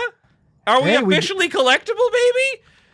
Did we do it? Are we finally in the red? Yeah. Or the black, I should say. Are there 5,500 of these? Oh, or 2,000? man, look at. I don't remember how many they made of these. Man, people are asking money for this thing now. Yeah. Hot damn. We were wrong, Tyler. We shit on this, and look at it. Now you can double your money on this thing. Yep, they made 5,500 of them. Super rare. 5,500 directly injected into the collector's market, and absolutely no one else. You will never be able to find these guys. Sold by Best Buy. Let's go. I don't know if this one was sold by Best Buy. I don't remember. Yeah. Hey, look. They finally did it. They doubled their money, Tyler. Hooray for these people. I've got a really boring answer. Okay. Street Fighter 2 on the Super Nintendo. Which one? Because there's like Street Fighter 2 on the Super Nintendo. Which one? Classic Blanca cover. It's like, what is it like? The World Warriors. Yes. I think that the title screen says it, but the box doesn't. Is that it? Yeah, I think that's how it goes. God, It's a confusing game. So that's not Street Fighter 2 Turbo or Street Fighter 2 Alpha. You just want classic Street Fighter 2, the one everyone played, even though I liked Turbo so much better. Yes, that's the one I'm going to say. Maybe you get both. Yeah, I think the Super Nintendo ones are the one to get. Maybe someone will tell me that they're not. I don't think they're like the best playing version, but it's Nintendo is why I'm basically saying it's Nintendo, and it comes in a cardboard box. You could get like an arcade PCB, and it comes down to like, all right, what are you going to do with an arcade PCB? Like Street Fighter 2, it's not rare. It's freaking Street Fighter 2, so these PCBs are out there. They're like $200 to $300. You could buy it, and then you could shove it in a closet and never look at it again, because what the hell are you going to do with it? Or you can get the nice Nintendo cardboard box game. I think that's the right choice if you're collecting Street Fighter. Yeah, and not Street Fighter 2 Turbo, just Street Fighter maybe 2. Get that too. Or not Super Street Fighter.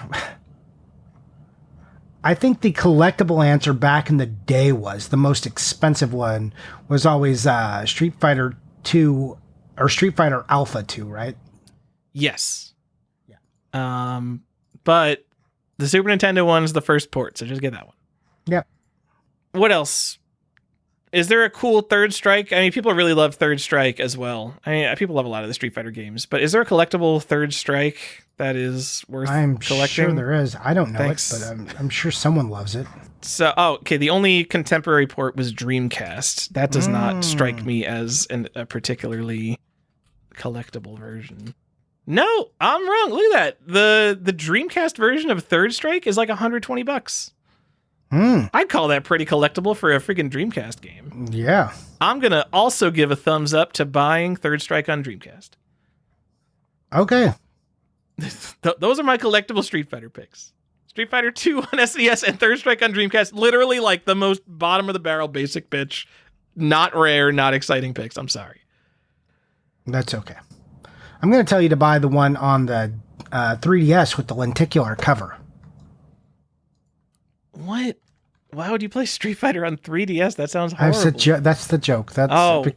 Is it real? Does that actually exist? Yeah, that does exist. It's a Super Street Fighter 4, and it has a lenticular cover.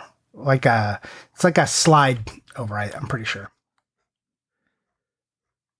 Johnny, there's one last fighting game that the fighting game community might make fun of you for playing. Why did you let me slide on slide over? Slip cover. Just correct me. That's not good. That's slip and slide. Oh my God. Stop it. I can't stop myself, Tyler. Anyways, I'm sorry. I interrupted. Please go on. Yeah, Super Smash Bros. Melee. I think maybe not the highest skill ceiling game. Is it? Maybe it is. Is it? I don't know how it compares to like competitive Tekken. I just know people have been playing this game for, Johnny, we're coming up on like 25 years. So there is something to Super Smash Bros. Melee. Like the community organized itself and Nintendo hates it so much that Nintendo's like, we are literally shutting down competitive Melee play. Stop playing Super Smash Bros. Melee competitively. You are stealing our IP by playing our video game. That is how mad Nintendo is that people are getting really good at Super Smash Bros. Melee. That sounds crazy. What do they want them to play instead? Probably the latest Super Smash Bros. Game. And you better not be streaming it without being part of the Nintendo Streamer Partner Program that I'm not sure if that's still a thing. That's Smash Brothers Ultimate? Stop it, Johnny. Is that what it is? That's what it's called. I mean, that's the latest one, yeah. Yeah, okay. And that's not the most skill intensive with all those characters? I don't know. I mean, I think so many people play Melee, and like Melee has all of these weird tricks that people do to break the game. I don't know how much of there is in Ultimate. Yeah, I don't know. I just don't know. I'm sorry. I played a lot of Melee, and I did not play very much Ultimate. And I don't think anyone played the one on the Wii, which they tried to let you play with the Grand Controller. What's that? I think Brawl is underrated because it's slower than Melee, and I think some people were like, it's slower, but it's still a good game. At the end of the day, all of these are like pretty good, but which is the best? Which is the one that requires the most skills and is the collectible one? That's my next answer. What are we, if we're going to collect Smash Brothers, what are we doing? Don't say N64. Isn't that weird though? Like, I think a lot of people, if they were collecting it, they would still choose Melee over N64. N64, like the weird beloved thing that it is, it's like clearly one of the best N64 games. Cardboard box, first in the series, and I think a lot of people would still pick Melee. That is how much clout Super Smash Bros. Melee has. It is the iconic one. It absolutely is. Yeah. I wonder if a lot of kids though nowadays are going to be like, no, Smash Brothers Ultimate is the thing. Oh, I'm sure, because there's so many more characters and stages. Like, you boot up Smash Brothers Ultimate, like, you look at the stage thing, it's like blinding how many choices you have in that game. Yeah. It's crazy. I mean, I also kind of like Melee a little bit like, it's more complex than Super Smash, like 64, right? But it's also, like, still purely, like, Nintendo. Like, we haven't, like, really polluted the waters. Oh, you don't want to play as Steve from Minecraft, otherwise known as Jack Black from the Minecraft movie? Yeah, I did just see the trailer for the Minecraft movie. And Jack Black up, it was very funny because everyone is like in these big roles and he's like, I'm Steve. And I was like, that's kind of funny. Like I laughed. I enjoyed the bit. But yeah, Steve, not very exciting. Amiibo trainer or Wii Fit trainer, not that exciting.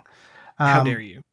But like as iconic as Pac-Man is, like I did like it when it was just like Nintendo IP. There was a certain charm to that. This game is probably to blame for some people calling the GameCube controller the best controller ever, which is the hottest and wrongest take I think you can possibly make. Are you sure? Didn't we have another hot wrong take earlier? What is the hot wrong? What was the earlier one?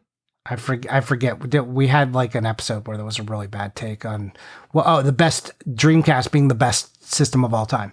That's just clearly wrong. Like, come on. I think there was like a news article on like it was IGN. Like Tim Walls said he played Dreamcast, and IGN put out an article that's like speculating on Tim Walls' favorite Dreamcast game. So not only do they not have the information, it's this nothing article. It's not even a thing. There's no news here. Yeah. No thanks. They were also interviewing people. They like did random interviews on the street of like what their favorite console. Oh yeah. Crazy people. Insane. Johnny, Super Smash Bros. Melee, just a regular US version. It's like $60. And I remember this not long ago being over 100. Yeah, I was going to say, it's come down. Do watch out because there's one with the bestseller badge. You don't want that. And you don't want the player's choice. Yeah, I agree. I think that, I wouldn't normally care too much about the bestseller badge, except, no. I mean, I would personally. Like, I wouldn't like go out and buy the game again if you have it. Except that when you search for Smash Melee and do completed listings, 2,300 completed listings. I think there is maybe a slight reason that this game has gone down in price because there are so many copies of it. Yes. It's like they made a bunch of them because everyone who owned a GameCube owned one. I did not. I didn't have Melee as a GameCube owner. How crazy is that? That is crazy. I only played it at my friends' houses. Dude, I literally used that stupid GameCube handle, picked it up, and took my Smash Brothers over to friends' houses because they didn't have a GameCube. I was like, oh, let's play some Smash. Johnny, there was a Japanese competition, and I think this was like a semi-local competition where it was held in many places, kind of locally at like a local store or something. And they had, I don't know the format or anything. I haven't looked into like how it was actually run. But the winner of this competition got a gold Super Smash Bros. DX commemorative movie disc. It is the size of a Japanese GameCube game, and you put it in your GameCube, but it's not a game. I forget what's even on the disc. I'm just go look at it on YouTube. Who cares what's on the disc? It's the collectible gold thing that says Super Smash Bros. DX on it. Isn't that exciting? That is exciting. Super and they're cool. They're like $50 they go up to like maybe 300 if you want a sealed one. And they're like uncommon-ish. They're not really that hard to find. And this game is so like amazingly popular. Why wouldn't you want to have the competition prize? I mean, you should get the competition. If you love this game, then you should have the little competition piece with it. I think this is like one of those things where I look at the relative cost of video games, and one of the things I was sending to some people, maybe you, I think I didn't send it to you. There's a Digimon World on PS1 sealed Japanese. Japanese games usually don't sell for that much. We were just talking about Tekken, $50,000 for the US one, $2,000 for the Japanese one, down to like $500 for a Japanese one. Digimon World it's like an auction. It's already at $1,600. Like, I don't know what's going on with video game prices sometimes. I don't understand. I've told you the phenomenon of me losing auctions lately too, for things going wild prices, more than buy it now's. Like, remember it used to be if it was like an open auction, then that was the place to be. Oh yeah. I don't always feel like that's true anymore. Video game prices are weird. Buy everything now before you miss out forever. FOMO everything, guys. Yeah, FOMO everything. Are we at FOMO everything again? I don't think we are. I don't think we are at all. Yeah. There's a bunch. I had a question about the movie disc. So you're saying it's like $50. Is that the like Yahoo auctions price or is that the eBay price? That's the Yahoo auctions price. Okay. So don't buy this from the US or you're probably going to pay $80 to $100, maybe even more. I don't know. Let's look on eBay. Want to pause the show again? No, I got it. I'm pulling it up right now. Okay, buy it now 68, buy it now 165. There's one that went for $17 plus shipping, $20 shipping, but all the buy it now right now, the two cheapest are $68.99 and then the other 7 that are available are all over 100. So, yeah. Learn how to use Zen Market and buy it on Yahoo auctions. Yeah, and there's a lot of other stuff that was related to this tournament. If you are the world's biggest Smash Brothers fan, or like Melee fan, I think this stuff's worth looking into because competition stuff is cool, and this stuff really isn't that expensive. But the winner of the tournament, they also got a pin that says Super Smash Brothers DX Champion. Comes in a little case, like a very small case with a plaque, but it's still pretty cool. And there's like another set of these little pins that have something to do with the tournament. I don't know if they were like runner-up prizes, but there's like, I think 4 different pins with just different characters on them. There's a letter that the winner got. There's just some stuff with this tournament. Johnny, all that stuff is pretty gettable. Like I went on eBay, I searched eBay for this Japanese competition prize, and you see multiple results for this stuff. Like the champion pin, the commemorative movie disc. This stuff is available. What isn't available, they actually sent a special version of the game to the stores that comes in a white case. So the movie disc is a gold and white case. The actual game itself is like a yellow case. And then there's this white Super Smash Brothers DX case. That was the competition disc. That's rare. I've only seen that a couple times. I don't remember what it sold for, but if you are the Melee Ultra fan, I think that's the one to get. Yeah, don't talk too much about it because I want to do an episode on competition items. All right. I mean, that's as much. All right, how about this for that episode? How about I actually go find out what one of those sold for recently? Yeah. And I'll actually have some information. Sweet. No, I mean, there's a lot of, we can talk about the golf. We can talk about all the competition stuff. Anyways. Johnny, do you have all right, those are fighting games. Those are examples for fighting games. I know they're not exactly the deepest cuts. Do you have another good execution level of skill ceiling video game there is? Do I have another one? I'm going to say no, I don't. But thank God you wrote one down on the list for me to read. Be honest here. I mean, there are, like, we talked about this a little bit. Like, again, I would put more sports games in here. I would question, like, what execution means exactly. Like, where does that go? Because I think platforms can be highly execution based, right? Like, you have some games like, but that kind of crosses genres a little bit. Like, where is Mario 64 an execution game? Pretty skill intensive. I do have that. If we look at the bottom of our notes here, which I thank you very much for going over before starting the episode, I have a section called Most Competitive Games, and Mario 64 and Celeste are both in there. Yeah, but that's competitive. But I would also argue that Mario 64, as we talked about last episode, and I did read the whole episode document, jackass. Trying to slide that in there. I would argue that one, especially at the competitive level, it is entirely execution based. Yeah, definitely. Yeah, it is.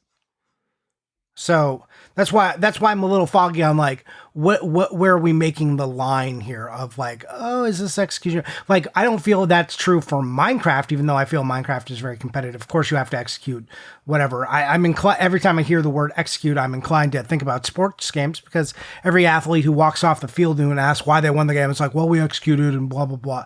Like, so. Like, it depends exactly what you mean by that. I mean, in some sense, every video game has some level of execution, unless it's like turn-based. Yes. I mean, so that's why I'm like a little bit foggy on it. And then you've got like another category, pure execution. Like, okay, well, I just put that. I put that category as player-made levels is what that all is. I know. All right. So that's why I'm like, Also, we didn't put these two things next to each other on the episode doc, so you have to scroll. So where do you want to lead into from that is my question. It's like, do you want to talk about things like Super Mario Maker? Because that, to me, is the purest execution of them all. Like, when I watch people, I don't enjoy speedrunning. I understand that those people are good and they're doing incredible things even when they are using exploits in the game to get the fastest score. Those people are doing things that are skill-based, super talented players. They're excellent at the game. But when I watch people play Super Mario Maker levels, I know they're not like hacking their way through the level. I just watch them playing the level that was created for them. And I'm amazed by their ability to look at a level, execute, and then also just like the raw skill it takes to even see a level in Super Mario Maker at the highest levels of Super Mario Maker levels. Like the insane ones where you see a guy throwing a turtle into a bullet bill, bouncing off that, spinning on spikes, grabbing that same turtle shell, throwing it again, bouncing. It gets insane what has to be done. And to me, I look at that and that's peak for me. So how do you feel about it? I feel so strongly about it that I made this whole separate category we're going to get to later in the episode of games with insane player-made levels. But yes, Super Mario Maker... Super Mario Maker 2, probably my pick for the best 2D Mario game, which may be a controversial pick. I don't know. The longer that time has gone on and that game has existed, the more I have reached for it when I'm in the mood for Mario, which makes me realize it's the best Mario game. Because you know what? I have played Super Mario World to death. There was a summer where I brought a Super Nintendo to a camp I was working at, and I had like a Super Nintendo in 6 games, and I played through Super Mario World so many times. I played it to death. I feel like I could play Super Mario Maker 2 literally forever as long as they keep the servers up. But the thing that makes it have the highest skill ceiling is people are willing to make the dumbest possible levels that have multiple frame perfect tricks that you have to hit. You will never hit the point where it's like, well, everything is boring now. Like, all right, so with like Super Mario World, I've played it so much that kind of everything is boring in terms of difficulty just because I know how to beat every level every possible way. No power-ups, blindfolded, whatever. There's always something new in Super Mario Maker, and there are levels, like, there aren't just hard levels where it's like, oh, I'm going to lose my 100 lives in the first Super Mario Maker, and I'm not going to beat this level. There are levels that people grind for hundreds of hours to be able to beat it. The funny part about this is, to upload a level to Super Mario Maker, the creator has to beat it. So occasionally, the creator grinds for hundreds of hours to upload this insanely hard level, and then someone else will go and grind for hundreds of hours because the level has to be beaten. I love it. I think, yeah, it's up there in the skill ceiling. I think it's Super Mario Maker, timeless classic. I absolutely love that game. So, like I said, the thing about that is every time I see someone post like a run on that, I'm always impressed. I'm never like, oh, I've seen this before. I'm always impressed. Every single time.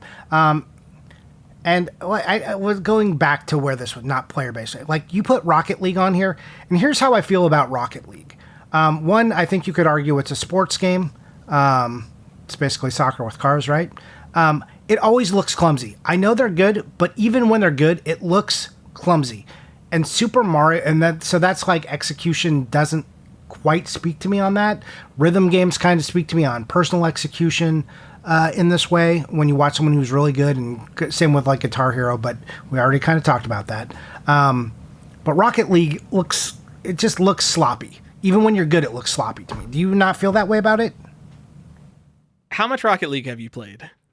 I have played very little, but I've watched more Rocket League than I've played. So the problem with calling Rocket League sloppy is in Rocket League, it's very hard to basically get airborne for long periods of time at all, let alone remain accurate while in the air. Yes. So when you're watching competitive players, it looks like they're playing... I'm just going to say the game that heavily influenced it, Starshied's Tribes, an FPS with jetpacks. But you don't have a jetpack in Rocket League. You have a little temporary booster and basically a jump. So when you see these players flying across 3D space, and like, it's hard to describe the types of movements you have to perform on the controller to be accurate in the air like that. And it just looks impossible. If you're like a mediocre Rocket League player, like I am, watching high-level Rocket League play literally seems impossible. I have no idea how it's done. Yes, well, I agree, but I'm just talking purely aesthetic. You can agree that even though we know it's not, it looks, that's why I said it looks sloppy. And when I look at something like Super Mario Maker levels, like at the highest level, it's so precise, and I know you have to be precise in Rocket League to be that good, but like it's so clean looking that it's deceptive. I guess the thing I'll have with Rocket League versus Mario Maker is that Mario Maker is like pinball. It's you versus the machine, and you could be grinding something for hundreds of hours, but at the end of the day, you just got to execute this one thing.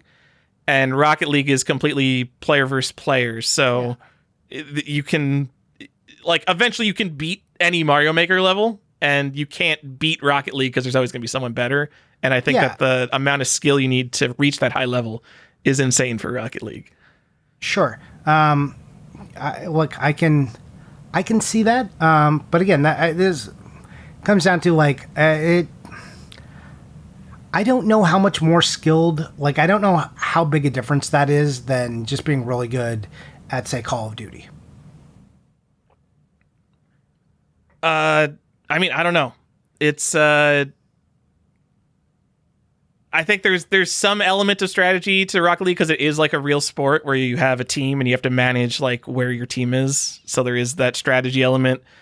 I think the thing with Rocket League compared to other sports games, most sports games are relatively two-dimensional. Like if you're playing football, you're staying on the field, whereas Rocket League takes place in a 3D arena with very strange mechanics that I think might give it an edge over most traditional sports games.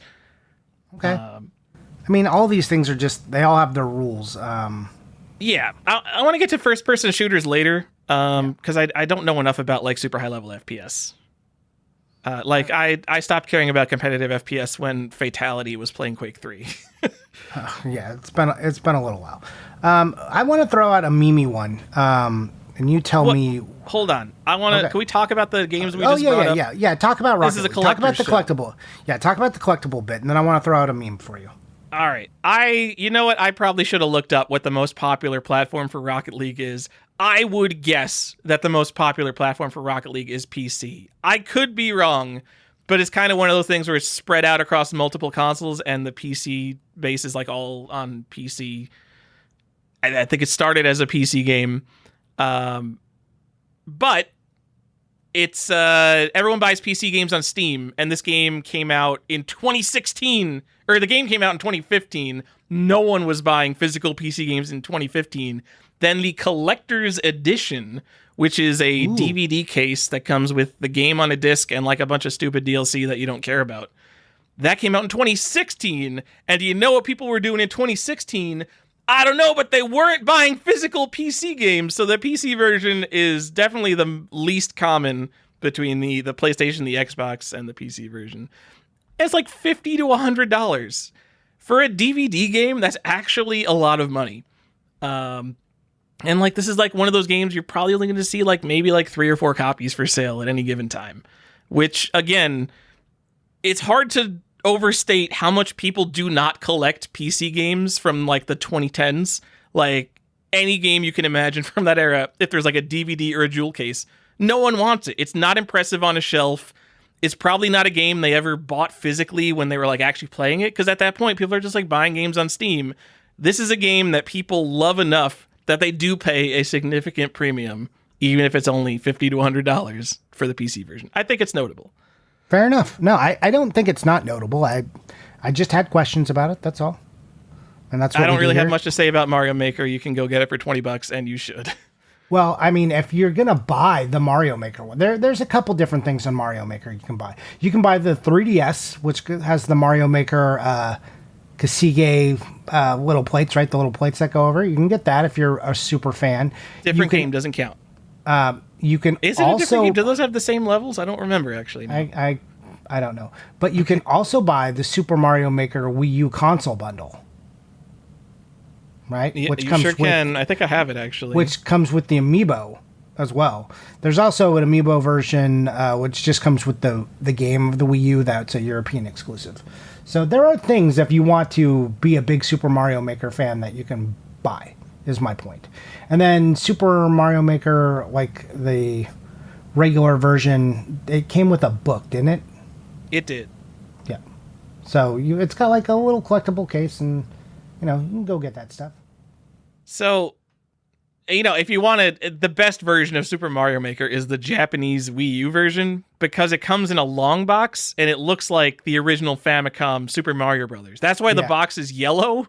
It's because it's imitating the Famicom game. And then when they ported it over to America, they just put no effort into it. They didn't make it look like the American game. They're just like, I don't know, just like crop it, like whatever. Like his helmet's yellow, so that makes sense. The Japanese version is so cool, and they just ruined it for America. They're like, they don't know what a Famicom is, whatever. Also, the box is designed to perfectly fit the book in the Japanese one. Isn't that the same in the American one, though? Yeah, but it's also formatted the same way as the book, so it like you pull the book out and it's format, portrait mode or landscape mode rather than portrait. Oh, I didn't even notice that. Yeah, so the book opens kind of the long way. Oh my god, they totally phoned it in for the American one. That's they so sure funny. did. Yeah. I like both versions. I like that, and I like the console box. Yeah, I like the console box with the amiibo because you get the 8-bit Mario in there. Sure. All right. Here's my meme game for execution, because this is what you triggered me when you said triggered me. I not made me mad, but sparked a memory. Battletoads. What about Battletoads? Not even in the slightest. If you can get to the point in the game where you can beat it without dying, like that's not a game that has a high skill ceiling. It's a hard game. It is hard to get to that point, but you get to the point where you're just straight up good enough at the game to do it every time. Yeah, I feel like you covered that with Dark Souls, but I know like people love to like get on about Battletoads and how hard and like how good you have to be at games to Battletoads. So I just wanted to bring it up. And for the also, memes. I just want to say, if you bring up like the turbo tunnel as like a meme, that's like the hard part of Battletoads. The turbo tunnel's not the hardest part of Battletoads. If you want to seem like you have a little bit more clout, bring up Klinger Winger, which is a very hard section. It's the part where you're like on a rail and you have to do like super precise turns, and basically if you don't pause before the turn to get it just right, you're gonna die. I knew you'd have something to say about Battletoads. I'm glad I brought it up. It's a beat 'em up. It sucks. I'm sorry. Battletoads. Man, I wish like all the fun parts of Battletoads, like Klinger Winger and Turbo Tunnel, were its own game, and I didn't have to do the beat 'em up part, because the beat 'em up is not fun. You know what's funny? Because to you, it's how I feel about Mega Man. Like all the later Mega Mans, it's like the person making Mega Man games forgot what made Mega Man fun. And that's the same thing for you in Battletoads. In fact, they just got worse. They're like, what if we added Double Dragon to it? And I can just feel you like dying inside when you see Battletoads Double Dragon. Anyways. Cool story. Let's move on. Tyler, where do you wish to go from here? I guess we might as well talk about the other player-made levels games. And there's two I've got. And I don't feel that strongly about one. But Johnny Geometry Dash, this is a game I think maybe beyond my time. I think this might be like a super duper popular mobile game from an era I was not playing mobile games. But it's also on PC. It might be on consoles, who knows. Doesn't have a physical release, so kind of who cares? If you like look for games with the highest skill ceiling, this is definitely one that comes up over and over again, because the players who make levels for this game like specifically try to make impossible levels. This is literally a game where you're like a triangle or something, and you just tap a button to jump or like change the direction of gravity, and that's the whole game. It's just like changing the direction of gravity through a tunnel. Imagine like that helicopter game, but really fast and really precise. And people just make the hardest levels possible. And there's a bunch of levels where like less than 5 people in the world have ever even beaten them once. And the leaderboards for this game, you'll see a leaderboard and it'll be like 4 people are on the leaderboard. One person has beaten the level, and then the other ones are like, I got 49% of the way through this level. I got 13% of the way through this level. That's what the leaderboards look like at the top level of Geometry Dash. And the hardest levels are on what's called the demon list, because literally no one in the world can beat these levels. Or like, it's like one person or two people can beat these levels. I thought it's worth a shout out just as like one of the hardest execution games possible. Fair. Yeah. I agree with you. And then the other one, I don't know if I'm biased here because I really love this game. I'm going to say Trackmania maybe deserves a shout out as a game with one of the highest skill ceilings ever, because you're definitely biased, but go on. I don't know if I am. I think you definitely are, but go on. There's no stopping you. It's a platform racing game. So it's kind of a racing game, but it's like a racing game where you're jumping on floating platforms all the time. And it just has like the most ridiculous lines. I don't know how to describe Trackmania if you don't know what Trackmania is, but the high level play is so precise. It's kind of one of those things where like, if there is a popular level, people grind it for hundreds of hours to shave off, like half a second, like 0.1 seconds type thing. And I think there's a bunch of okay collectibles for Trackmania. It's a European game, so the best stuff is in Europe. And the big box edition of the game of Trackmania United only came out in Europe. One recently sold for $100. Then there's a small box and DVD of Trackmania United Forever. The interesting thing here is Trackmania United Forever has a 3D mode, and the physical version of the game comes with branded 3D glasses. We did a 3D glasses episode. We didn't mention this, I think. No, we didn't, I don't think. We're fixing our mistake. List. Only $20. That's pretty cool. Man, I do love a 3D glasses game. That's pretty good.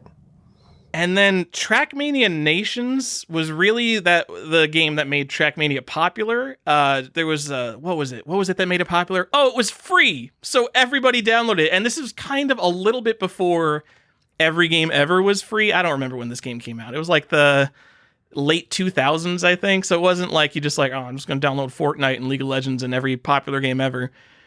But before that were Trackmania and Trackmania Sunrise, which are much less common despite being part of a very popular series. And you can get those for like $20 to $30. And usually like Trackmania is the type of game where like one copy might be on eBay at any given time. I think Trackmania has a lot of legs. So I think owning the first Trackmania may be kind of interesting, even if it's not a super great game. I mean, do you think we should buy it on the Wii? I don't think you should buy Trackmania on the Wii. But you said it's super collectible, and that's a Nintendo game. Okay, let me ask then, should we buy it on the DS? I do not think you should buy Trackmania DS. Isn't that like one of the worst DS games? That is like quote unquote worst DS games? Yeah. What if I told you it's an Atlas title? Whoa. I don't think you should buy Trackmania DS. Okay. Well, kind of the whole thing about Trackmania is the user maps are the thing that make it so hard and timeless. Oh my god, the frame rate of this DS game is just atrocious. Just the worst. Yeah. Yeah, you should definitely, if you're going to get one, you should definitely get the Wii one. All right, I need you guys to write into the show. Anyone like, don't just be like, oh, I'm not a PC gamer, so Trackmania is stupid. What do you mean it's one of the highest skill ceiling games? I want someone who has played Trackmania or is familiar with the Trackmania scene to validate me that this is a good choice for this episode. Okay. All right. I mean, it's no Roller Coaster Tycoon as far as skill level, but I'll take it. Oh my god. Roller Coaster... Johnny, have you played Roller Coaster Tycoon to beat it? The problem with Roller Coaster Tycoon is if you're playing for fun and you're designing like cool roller coasters, like, oh man, it's the best game in the world. If you're playing to be the most efficient possible, you make you start making these roller coasters. It's just like a 2-block station and half of a corkscrew, and you launch it at like 3 miles an hour, and it immediately rolls back into the station, and it becomes like the most profitable ride ever. And you just build that 100 times, and you beat every scenario. It sucks when you play it at a high level. Do you know how hard it is to do that in a game? Like, you have to suffer through some real boredom and really be committed. That takes a lot of skill. Well, you can speed up time, so it's actually not that boring. Oh, it is pretty boring. Anyways, I kid. Because I feel like Roller Coaster Tycoon is played in the most casual way possible. There's a guy on YouTube who like goes into the code and like breaks the game in the most insane ways possible. So he'll make like, he wants to like find the statistically longest roller coaster you can make in terms of time, like a roller coaster that will literally take longer than the universe will explode before the roller coaster finishes. Well, heat death will occur before this roller coaster ends. Exactly. So it's Marcel Vos, I think. He's from the Netherlands, so he has a very sexy accent. If you guys are even remotely interested in Roller Coaster Tycoon, go look up Marcel Vos. Or accents. Because Tyler feels some kind of way. Anyways, continue. I don't know. What else we got to talk about? What else do we have more games on our list, Tyler. So we're pure strategy. Oh, right. We didn't even talk about the strategy games. Because I said they're not together on the document. Anyway, we didn't talk about rhythm games in terms of execution. You could really put any of them because you could just make the notes go as fast as possible. I put Pump It Up and Osu as the most challenging rhythm games. What about Through the Fire and Flames, Tyler? Come on. Dude, that's like a rite of passage. If you haven't done Through the Fire and Flames on Expert, are you even a Guitar Hero? I don't know. I mean, you're not a Guitar Hero if you haven't. You're a Guitar Zero.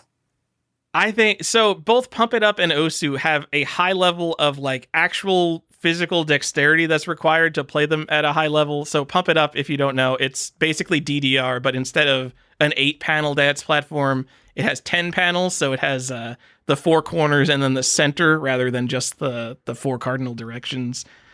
And unlike DDR, where it like makes you play like you have to put in like twice as much money to play on both panels at the same time, both platforms at the same time. The harder difficulty levels of Pump It Up are just like, oh yeah, you're going to just dance on all 10 panels now because you're playing on the harder difficulty levels. And it requires obviously a lot of physical fitness because it's a dance game. I think it's worth mentioning Pump It Up. There are 0 collectible versions of Pump It Up. It has like an Xbox port that is not good. And then Osu is the PC game based on Osu Tatake Ouenden for the DS. And I don't know, just a really impressive, weird thing. But strategy games, Johnny. Okay. We're going classic here. Ooh. I picked 4 games. I don't even know if they are the most, but if they're the most obvious, I feel like maybe they have the highest skill ceiling just because of how long people have thought about these 4 games.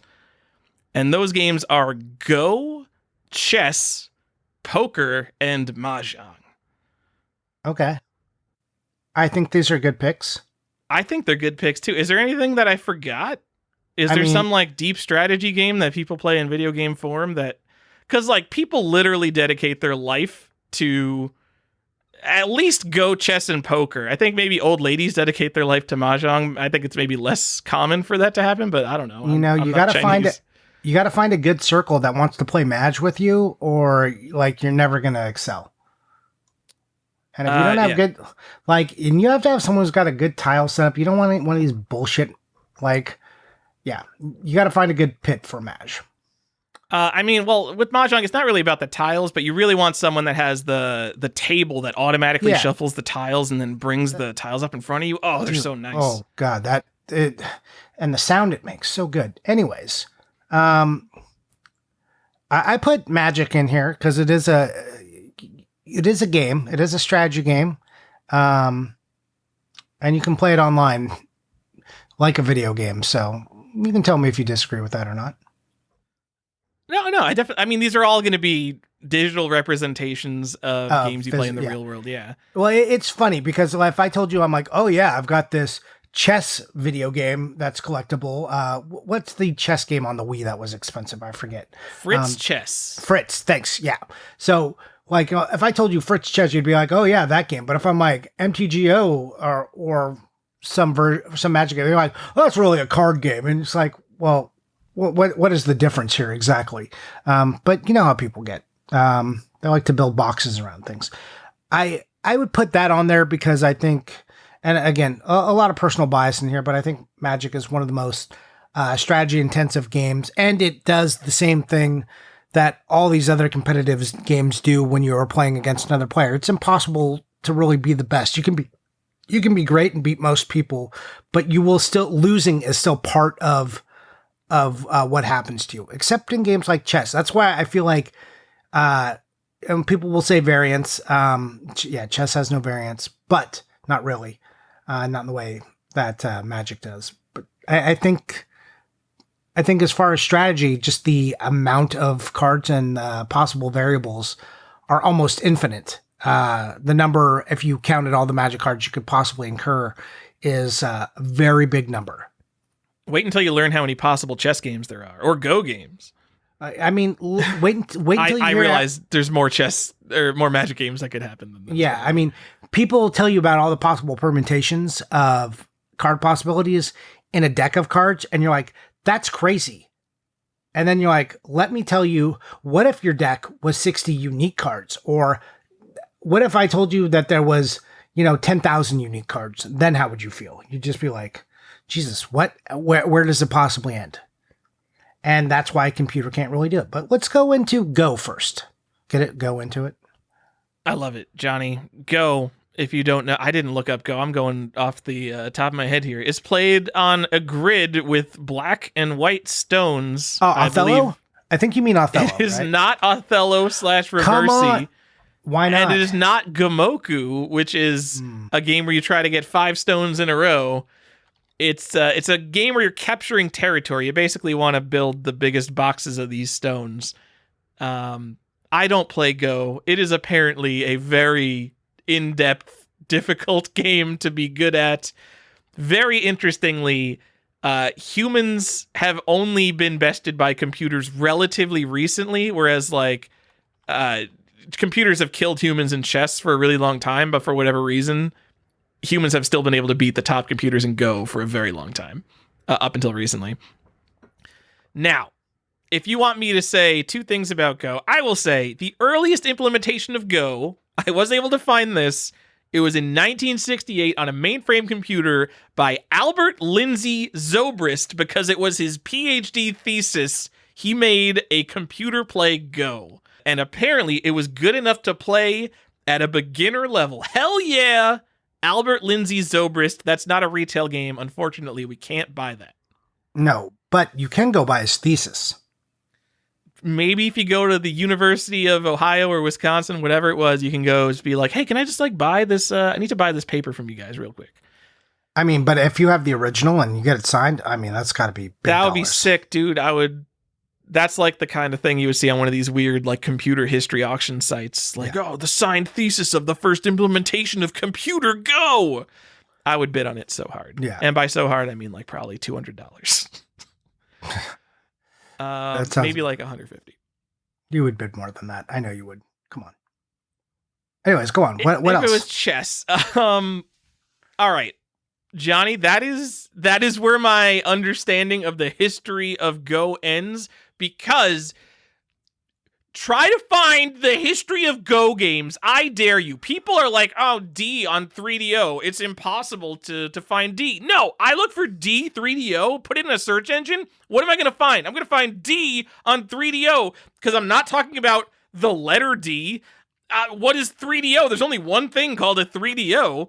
But Go, and I'm not looking for any particular platform. I'm just looking for, it's going to be on an early computer, probably a mainframe. And I type Go computer, Go mainframe, Go history. Nothing. It's like typing, you might as well be typing AOL keyword instead of the word Go, because it has no meaning as a game. So I'm going to officially call Go the hardest game to accurately search for. Oh my goodness. I did not find anything useful beyond this guy who wrote his PhD thesis and made the first one ever. So the first ones weren't on the PlayStation or the Famicom? No. So the small box one, the one on the Famicom that I thought was Go, is actually Gamoku. So that's 5 in a row. So I don't even know if there's a Go game on Famicom at this point. And Connect 5 and the American version, so much worse. Only Connect 4. I mean, it's probably more complicated because Connect 4 is a solved game, right? Yes. So what do I do whenever this happens to me? If there's something like I can't find a good answer on, not that I have a good answer for the first Go game. I want the first Go game that you can buy. So I go to Moby Games and you start tabbing through Moby Games. So I went to like card and board games, sort by earliest release date, and I just start going through literally everything, just like trying to figure out like what could be an okay answer for this. And after 14 pages out of like 870 pages of results, it blocks me and says like, please register to get more search results. And then if you need unlimited search results, subscribe to Moby Games Plus. Oh, so, this sounds like it was taken over by a corporation. Fuck! So not only can you not anonymously browse Moby Games anymore, at least if you want to actually tab through all your search results, but it sounds like even after registering for an account, it will limit you browsing search results at a certain point, which is the worst, because Moby Games, not the best thing ever, but it is probably the best single directory of video games, that we have. I hate this. I hate it so much. Why is it like this? Who the fuck is subscribing to Moby Games Plus? Like, what? Who could need to do that? Johnny, I would call myself a fairly serious collector, someone who maybe finds myself on Moby Games once a month doing this type of thing. There's not a chance that I would find myself like engrossed in Moby Games enough to subscribe monthly to it. Why so not? If I'm not the person who's willing to subscribe to Moby Games, who on earth is subscribing to Moby Games? You are not I'm doing not. that. So I would just say, if they like stopped giving me search results, I would just be like, yeah, you know what? Video games are a worthless pursuit anyway. I'm going to do something productive with my time. I don't like this, Tyler. Anyway, so with my limited search results, I went up to 1978. I did not see anything that seemed like clearly the first Go game. So it could be something after 1978, but I don't know. Who cares about Go anyway? A lot of people. But anyways, tell me about chess then. Chess is super good because chess is the result of so many game firsts, computer gaming firsts. So it's no backgammon, but go on. Oh my goodness. So the TuroChamp algorithm, written by Alan Turing, Johnny, it was started in, I believe, 1948. I didn't write it down. This was the first computer program that was a game. It wasn't a video game. It was just a computer game. But he never actually got it to run on a computer. He tried to get it running, but it turns out computer programming's hard in the early 1950s. So he was only able to run his algorithm by going through it by hand, which it feels like doesn't count. But Alan Turing is a really important figure in computers, so it's worth bringing up his algorithm. Sure. Dietrich Prinz wrote the first successful chess program that actually ran on a computer, which probably makes it not the first video game, but like a very early computer game. Maybe the first computer game is Nimitron in 1939. It was a terrible algorithm. All it did was search for mate in 2 possibilities, so it basically tried to see if it could win the game in 2 moves, and then it would go for that. It doesn't say what it did otherwise. Maybe if it couldn't find a mate in 2, it would just move randomly or something. And I don't think his algorithm even had a name, so this historic piece of computer gaming history might not even have a name. Both of these ran or tried to run, I believe, on a Ferranti Mark I computer. So I think we all had those as a kid. Oh, 2, probably. And then, just because it is this isn't chess, but it's close. Strachey's Draughts? Is that it? Strachey's Draughts? Draughts being how the British say checkers, because, I don't know, they're weird. That's a contender for the earliest documented video game, which was for the Ferranti Mark I. And it was just a player versus computer game of checkers. And this is from like an Ahoy video. Ahoy's a YouTube channel where he like dug through a bunch of documents. And this was the earliest video game that he found that would qualify as a video game. And it kind of goes back to, if you were like fucking around in a lab and you made a little video game for yourself in 1951, like Probably someone did that and the documentation for it was lost, but this is the earliest video game, contender for the earliest video game that we have documentation of. Depending on how much you stretch things, it could go back further. Yeah, I'm surprised it's not tic-tac-toe or noughts and crosses. So OXO is a tic-tac-toe game, but like the technical way it displayed the data on the screen didn't count as video, so it's just a computer game. Oh, okay. All right. That's a bunch of bullshit. You're not going to buy any of that. Johnny, I want to buy something. Do I have news for you? Ooh. Maybe the first retail computer game ever. Don't hold me to this. Micro Chess in 1976 by Peter Jennings. Oh. For what computer in 1976? That's right. We all had it. The Kim 1. I am a bigger fan of the Kim 3, but, You might have heard of the microcomputer revolution when the Apple II, the VIC-20, and the TRS-80 came out. And that's because all the computers before then are computers you would look at and be like, what the fuck is a Kim 1? This was also ported to the Zilog Z80, the Zilog Z80? It's not the Z80, right? The CPM, Intel 8080, Sol 20. I don't know what a Sol 20 is. I am just not a good enough computer fan. And then in the later 70s, it was ported to everything, Apple II, TRS-80, Commodore PET. Also, I think I said VIC-20. I meant Commodore PET. Johnny, I know you were about to call me on that. I was going to, but then I was like, let it slide, Johnny. You've really given Tyler too much today. Okay. Johnny, this was ported in 1979 to the Ohio Scientific Computer. Oh my God. Are we talking about this again? Johnny, what is this? We brought this up before. What was on the Ohio Scientific that we brought up before? Was it Space War? I don't know. There is some historical game, and I think it's like a movie license game or something. Let me see. Night of the Living Volkswagens. It was in our history of horror. This is one of the earliest horror games ever. It's for the freaking Ohio Scientific. Probably aren't finding that game. You're probably not finding that game. But man, if you find Night of the Living Volkswagens for Ohio Scientific, Johnny will pay you hundreds of dollars for it. I'll pay you some money for that, yeah. Hundreds of dollars, let's be clear. I mean, numerous hundreds. High hundreds. Over 500. Stop spending my money. Who cares about this game besides me? That's why it's not going to be an auction. It's going to be a buy it now, and Johnny's the only buyer. I'm not that much of a degenerate. I wouldn't spend hundreds of... I might. Anyways, go on.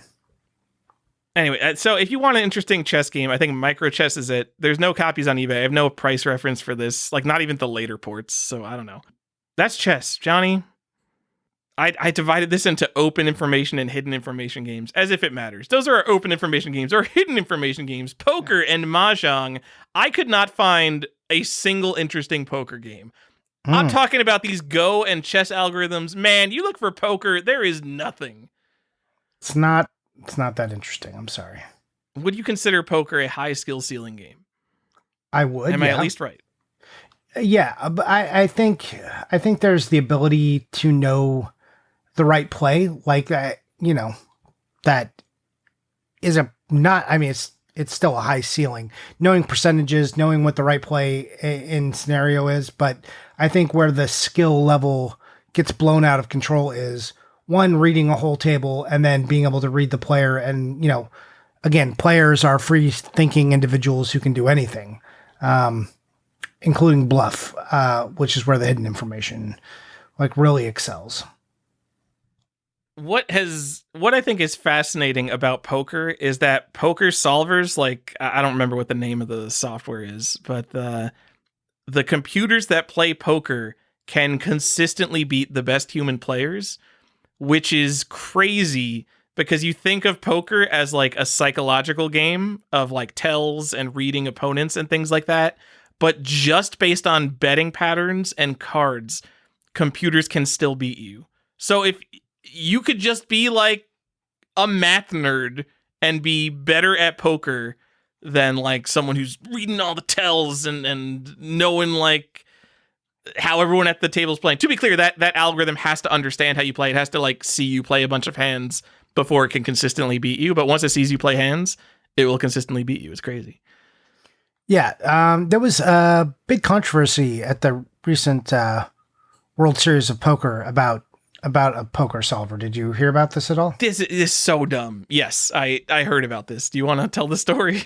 Sure. I'll give limited because I can't remember all the details, but essentially at the final table, heads up, two players, one player kept going back to the rail to consult, or in between hands, I guess, at a time he was allowed to do so, to consult with his team, who was definitely using a poker solver. The problem comes in that there are no poker solvers allowed in the state of Nevada to solve games. That is like technically against the law while in competition, but the poker tournament rules did not explicitly state for this year, even though they had the year before, that no one is to be using solvers even on the rail. So it was technically allowed, even though they were broadcasting during the whole main event that you could not use poker solvers, and any person caught doing so could be dismissed from the tournament with no prizes awarded. And then it just became a bunch of high-level poker pros sniping at each other and making YouTube content, is what it boiled down to. I miss anything there? I don't know, because from what I gathered from this story, I don't keep up on poker, obviously, but I gathered that it was not like tremendously uncommon for people in high-level tournaments in between hands to run up to the crowd where their friends were. Like, they weren't like hiding it. They literally had a laptop out with the solver, and they were like telling him information about like how his opponents played, how he played the hand.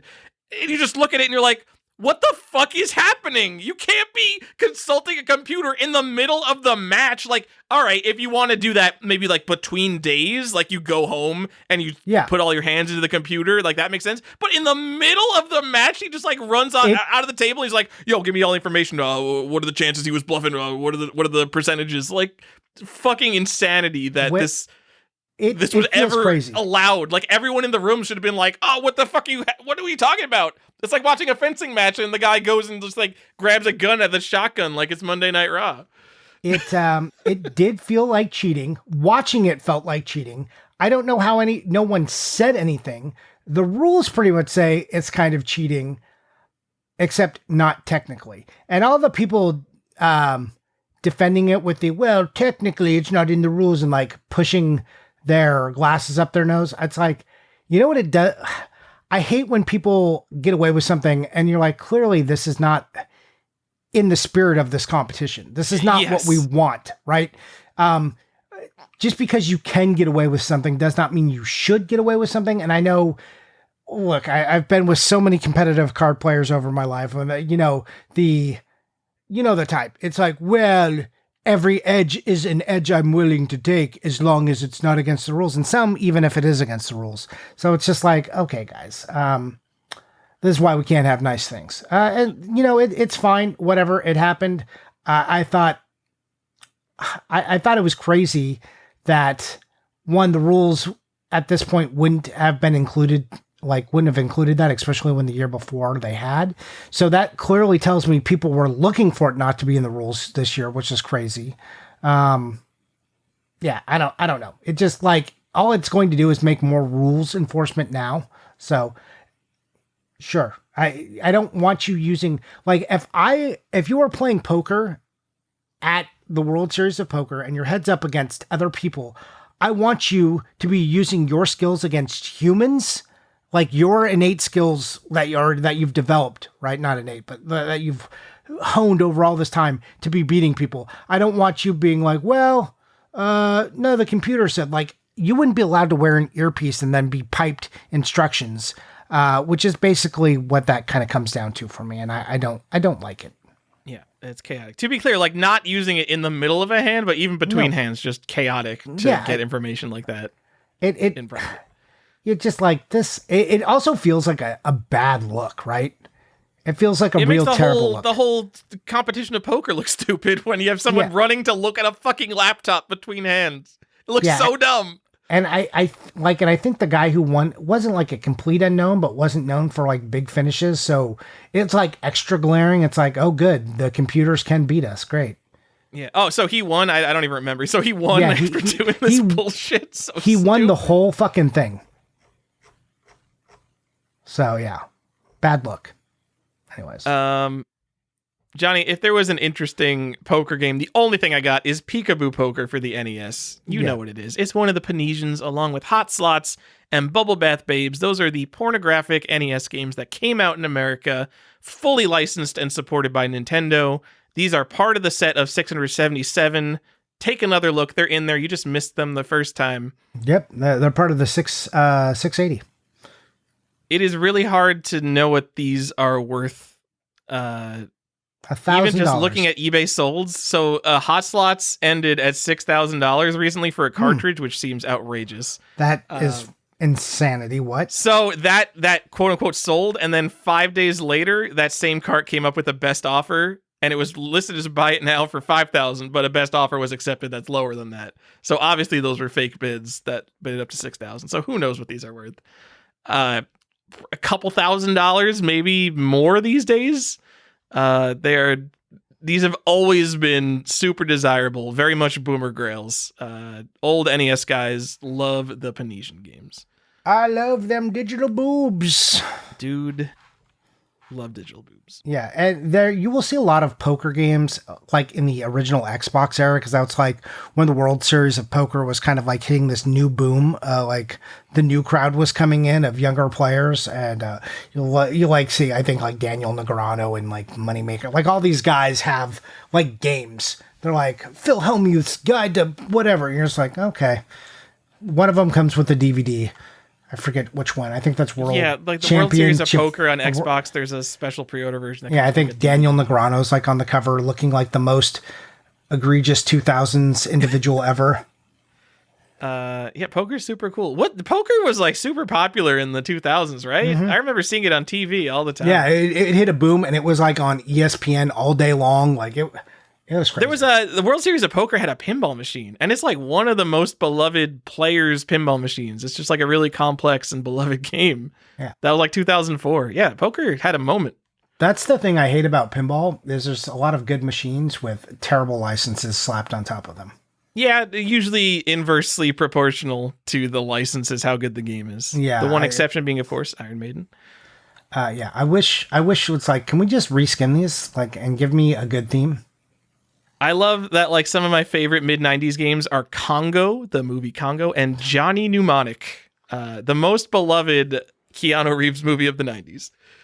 No, that's Bram Stoker's Dracula, also a pinball machine. You see, but that's a cool theme and a cool game. Who cares about the actual movie, but, like, cool theme. I mean, did Point Break get a pinball machine? I do not think so, no. What about Bill and Ted? Bill and Ted didn't get a pinball machine? Bill and Ted did not get a pinball machine. That feels crazy. That's crazy. This thing that costs like thousands of dollars and needs long time widespread appeal. Did the World Series of Poker did Soccer 94? You could put the World Series of Poker in any bar at any time and it fits there. Dude, World Cup Soccer 94. Specifically with that damn dog on it. So, yeah, like in the 90s, like games were churning and burning. You only needed a game to be on route for like a few months and you'd make your money back. When were we talking about Bill and Ted? It wasn't the late 2000s. All right. I'm sorry, there's no Bill and Ted pinball machine. It just feels like there should be. You want to go make it? It's really hard to make homebrew pinball. I'm going to guess we'll get one. That's going to be my guess. I see some people on Reddit begging Stern to make it. Yeah, that's definitely going to happen. Okay. Let's move on. Let's talk about another hidden information game. Let's talk about mahjong. Tell me what I should be buying. Wait, is there a Bill and Ted pinball? No, there was a hoax. Okay, there was a hoax for a Bill and Ted pinball. It's so funny. Johnny, mahjong is I'm glad you're a tile-based really game. Draining my energy. What's up? Nothing. Trying to drain your energy. I'm making a drain joke. That's all. A drain joke? Yeah. You're draining my energy, like pinball. Draining.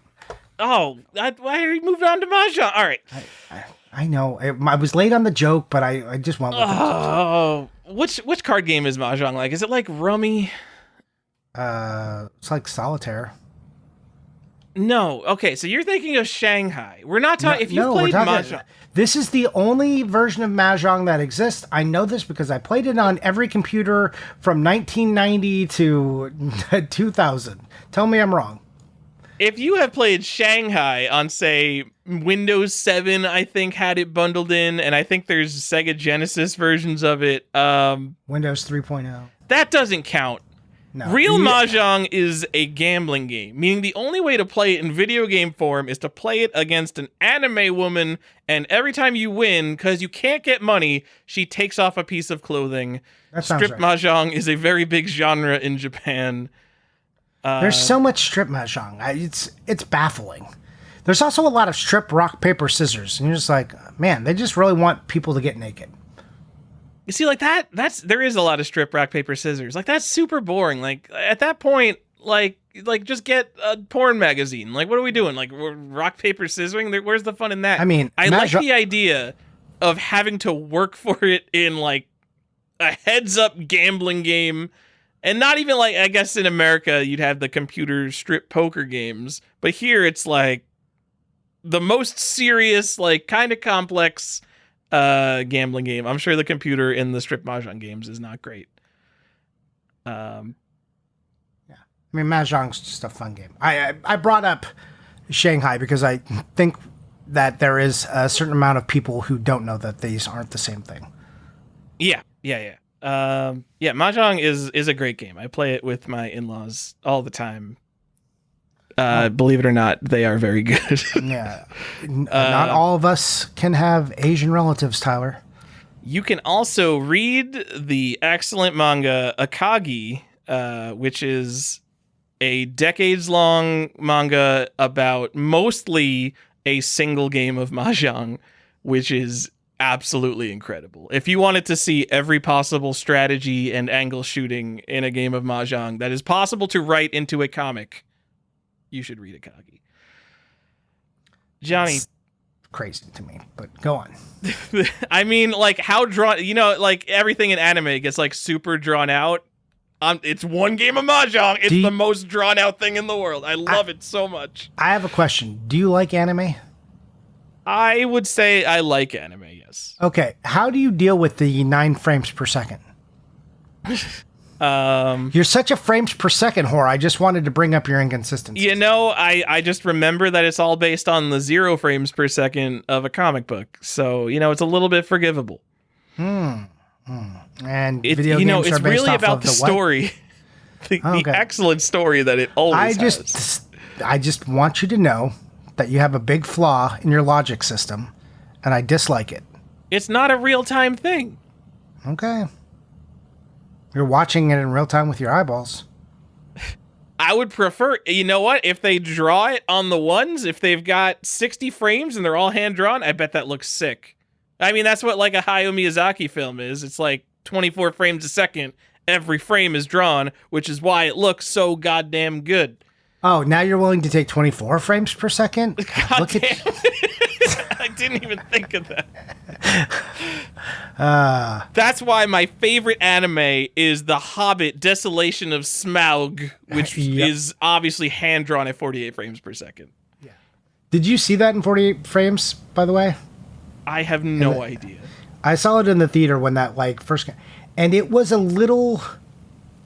It was a little weird. I was like, huh. It wasn't as bad as like the fast motion, like the soap opera thing that your parents have on their TV, but it wasn't like you're like, oh man, I guess like there is something to 24 frames being like a thing, huh? Yeah, well, it's like especially because they're entering the bar right at the start of it, right, and you're like, what is it like? What is happening? And you kind of feel it felt floaty, and that was weird. Anyways, go on. Johnny, tell me more about this. There was a Plato Network implementation of Shanghai, which feels really late. But 1981, the Plato Network, educational mainframe system, mostly used in universities. Lots of like free software, people collaborating on software. This is obviously not something you could buy. But the earliest real mahjong game, I think this might actually be a thing. The Famicom game from 1983. I think that's the earliest mahjong game, which is weird. You would think that there would be something. I mean, we've had computer games for multiple years at this point, and mahjong is incredibly popular, and we didn't get it until the Famicom launch. But hey, there's something maybe to they that just thing. decided it was more of a game that you needed to play with people. But I like kind of some of the appeal of video games in general is like, oh, now I can play chess against my Atari, and I don't need a friend to play it with. I get that, but like I'm saying, because there's like, whole parlors dedicated to it and stuff. So it's like maybe it wasn't seen in the same light. I don't know. I'm constructing ideas without any real knowledge of how this happened. It's a good theory. I appreciate the theory that I didn't throw out there. Johnny, it's also like one of the rarest NES games. Oh, is it? Licensed NES games, yes. Actually, it probably is the rarest licensed NES game. I promise there is no other podcast that has talked about this game more than us. That's probably true. Yeah. The game we're talking about, Hong Kong Mahjong. It is a Hong Kong exclusive NES game. Strange because Mahjong is very popular in Hong Kong. Sure. Why would the NES game not sell well there? But there are people on the ground. It's not just this thing. I think there's probably a little bit of it is that everyone who is aware of this game and wants it is like in America and Europe. But I have found Hong Kong game collectors who have gone to local shops and are seriously looking for it, and it doesn't show up. Or like they found one and they give their story about like, I've been scouring the damn country to find this copy of Mahjong, and it doesn't even have the manual. So it isn't just that we're not in Hong Kong looking on the ground. The people on the ground are saying that it is rare. I don't know if it's like stadium events rare, like it has the reputation. It is a rare game for some reason, and it's worth, multiple thousands of dollars. In my mind, I have $7,000 as the price of a cartridge. I think that might be out of date, and I don't even know what they go for anymore. They don't sell very often. No, they sure don't. Last year, a cartridge in a box, no manual, sold for $12,000. So I don't know, 7,000 cartridges. That doesn't seem too far off. No. All right. Don't spend that money. That's crazy.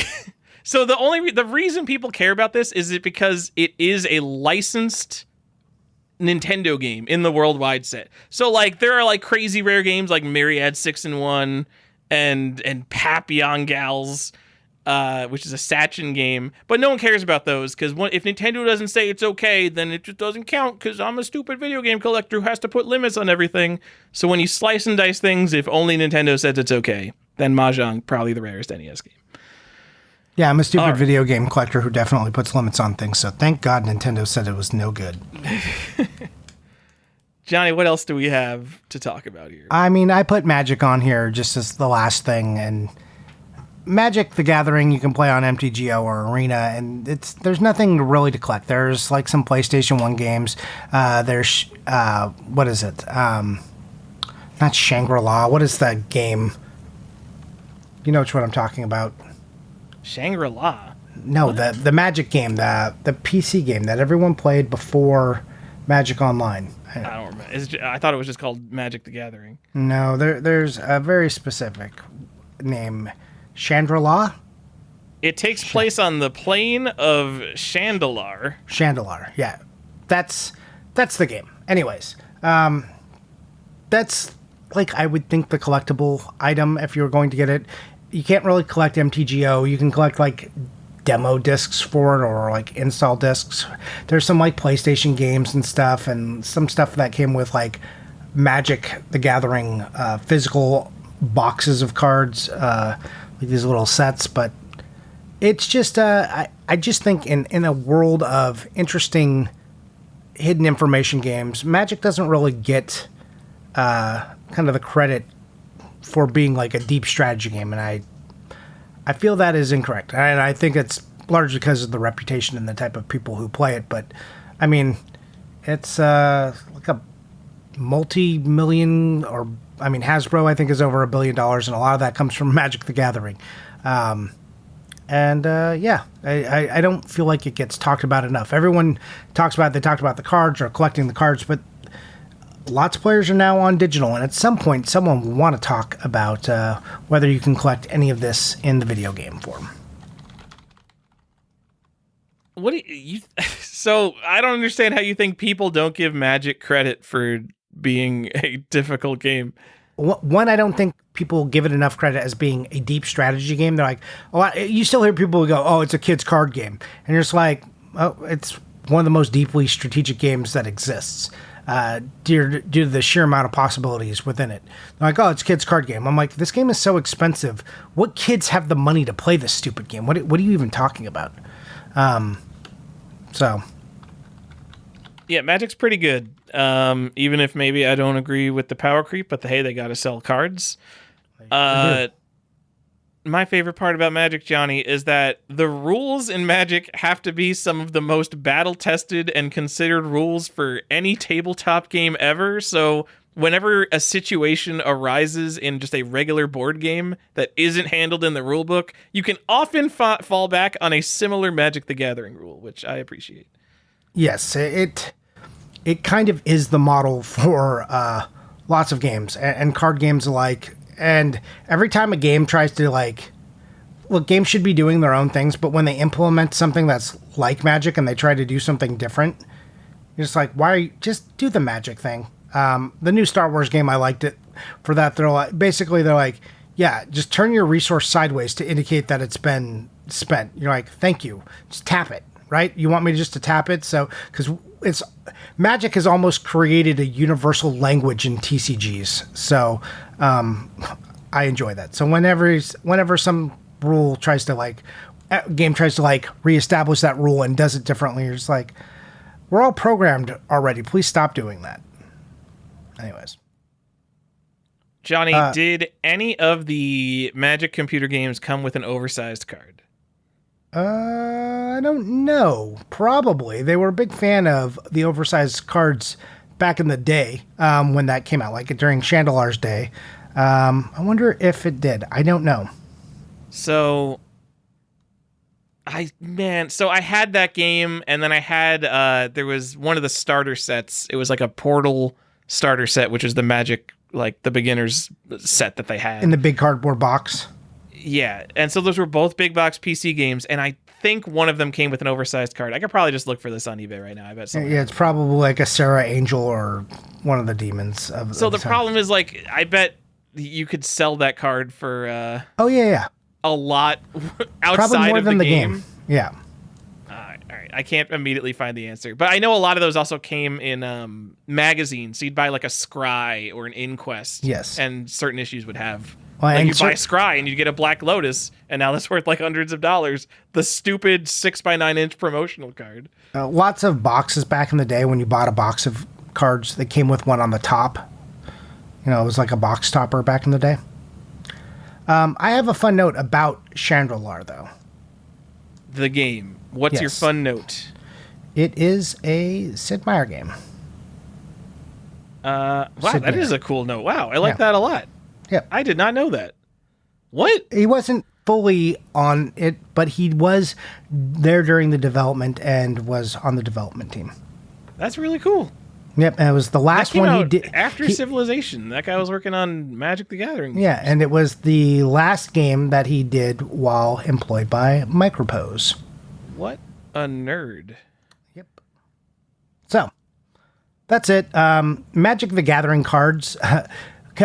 Are the games expensive themselves? No, but you could spend infinite amounts of money on the digital objects. So you could go collect those, but I don't advise you collect digital Magic cards. I'm not saying really, you should not. Johnny. Tell me more about the risks of collecting digital Magic cards in the game, the version of digital Magic that people don't play. Okay, so if you don't know, there's two systems of Magic Online that you can play online, right? One is Magic Online, frequently called MTGO. So old people call it MitGo. Don't call it that. That's weird. I don't like it. You call it whatever you want. I don't really care. And then there's Arena. So these are the two primary systems. Arena is where you would play most of your limited current set Magic, and you would play Standard, which is the most current sets. Older Magic you want to play on MTGO, which is you're going to play Modern and Legacy and Vintage there. And on MTGO, there's an economy where you can buy and sell your own cards. On Arena, there is no economy like that. You open cards, you get packs, you get wild cards. You can't dust them. It's pretty much, but they've made the game cheaper to play than drafting on MTGO, right? That's kind of the trade-off. So Magic Online, MTGO, literally costs the same as real life Magic. So a pack of cards is $4. It's crazy. Yes. And they had some like dumb coin system there, like point system or something. I forget exactly what it was that you have to buy. And basically there are ways to gain like 10% off of that, but you don't need to know any of that. Basically the economy though, because once they took current sets, not that they took current sets off, but most casuals don't draft there anymore for current sets or play Standard. So once they did that, the Magic economy fell apart. Also, they created a bunch of systems of renting cards, like bots did this. There's lots of people who own bots with lots of cards and buy collections from people. So renting cards became the thing because cards became very expensive, especially if you were playing casually, and to own all of them is very hard. There's 10,000 cards-ish or whatever. So if you wanted 4 of each of them, it could be very costly. There were cards that were like basic cards that just were in your standard decks that were $50 and $60. Now these are like $10-20. The most expensive card is like $80, depending if you don't want like some weird bonus frame that's like, special small print. There's a functional version of that card that's like $30 usually is like the most expensive. I think there's one that's like $80. That's like the One Ring. So yeah, but a lot of these cards, again, just because one card is $30, usually need 4 of that card though. So like, even if it's 10, it's really 40 because you need 4 or whatever amount you need. So, terrible economy. It used to be I had a collection that was worth over $20,000 and now it's worth like probably less than $1,000. That's how hard an economy can bottom out. Good thing I didn't buy that as an investment. I just developed that collection over playing a lot back in my younger days. Anyone have any idea what Johnny's talking about? He's talking about collecting digital cards or something. I thought we were a video game collecting podcast. Digital games are still games, right? Yeah, still a video game. All right. I will also admit that I have a medium-sized Magic Online collection that has tanked in value because I played Vintage on Magic Online, the most expensive format. Yeah, back in the day. And now it's nothing. Anyways, I just wanted people to consider that. If we're going to talk about Go and chess and things like that, consider playing Magic if you're going to play one of these games. What is the collectible version? Find yourself a copy of Chandelier and buy that. All right. I think Magic is the best out of any of these. Maybe mahjong is good too. But the problem with Go and chess is that they're literally lifelong pursuits. So it's to play them as a hobby, you only get to a certain level. And for some people that might not be fun. I feel like if you get to a medium level of being good at Magic, it is still a lot of fun every single time you play Magic. As a person who is a beginner intermediate at chess, every game I play is just like a stressful nightmare and I hate it. Yes. Which is not how I feel about Magic the Gathering as an intermediate Magic player. No, it's a much different experience. You can, though I think the strategy and like the skill level for Magic can be infinite, I think the ability to play it casually is much more obtainable than all the other games here. Yeah. And it flexes the same kind of muscles. So that's like, if you just want to be competitive and play a game like that, it's an excellent thing to pick up and play. And you can do it for like $15 on a Friday night, $15, $20, and, and then not think about it again. Johnny, I want to move on. Good. To some more really competitive games that have high skill ceilings, and I didn't know where to put them, but I have to mention them in the episode. Okay, do it. Super Mario 64, maybe the most competitive speedrun game. Yeah. Super Mario Odyssey, obviously just the same movement tech, people doing that forever. Minecraft is a weird one because I think it also goes back to strategy. Minecraft is not a pure execution game. There is a lot of risk taking and decision making you have to make in a speed run of Minecraft. It's a weird game, and that's people younger than me speedrun Minecraft. I don't know a lot about speedrunning Minecraft, but it looks interesting. Doom, kind of the forefather of video game speedrunning in general, always been a competitive game. Same for Quake, always been a super competitive game. And Quake movement is just one of these games that's insane. Or multiplayer Quake and Doom. Maybe less multiplayer Doom. Like Doom Deathmatch, I don't think was as hyper competitive, but Quake Deathmatch, obviously very competitive. I don't know, did Fatality come from the Quake 1 scene? Was Fatality at Quake World? Everyone remembers my boy Fatality. You guys all bought Fatality branded graphics cards in 2002, right? Everyone loves Fatality, the most popular esports athlete of all time. Sure. He didn't have to be on Team Liquid or Mad Scientists or whatever the team's names are. He's just his own self being cool. Sounds great. Celeste, Johnny, Celeste has legs. How old is Celeste at this point? People play Celeste. Okay, that's good.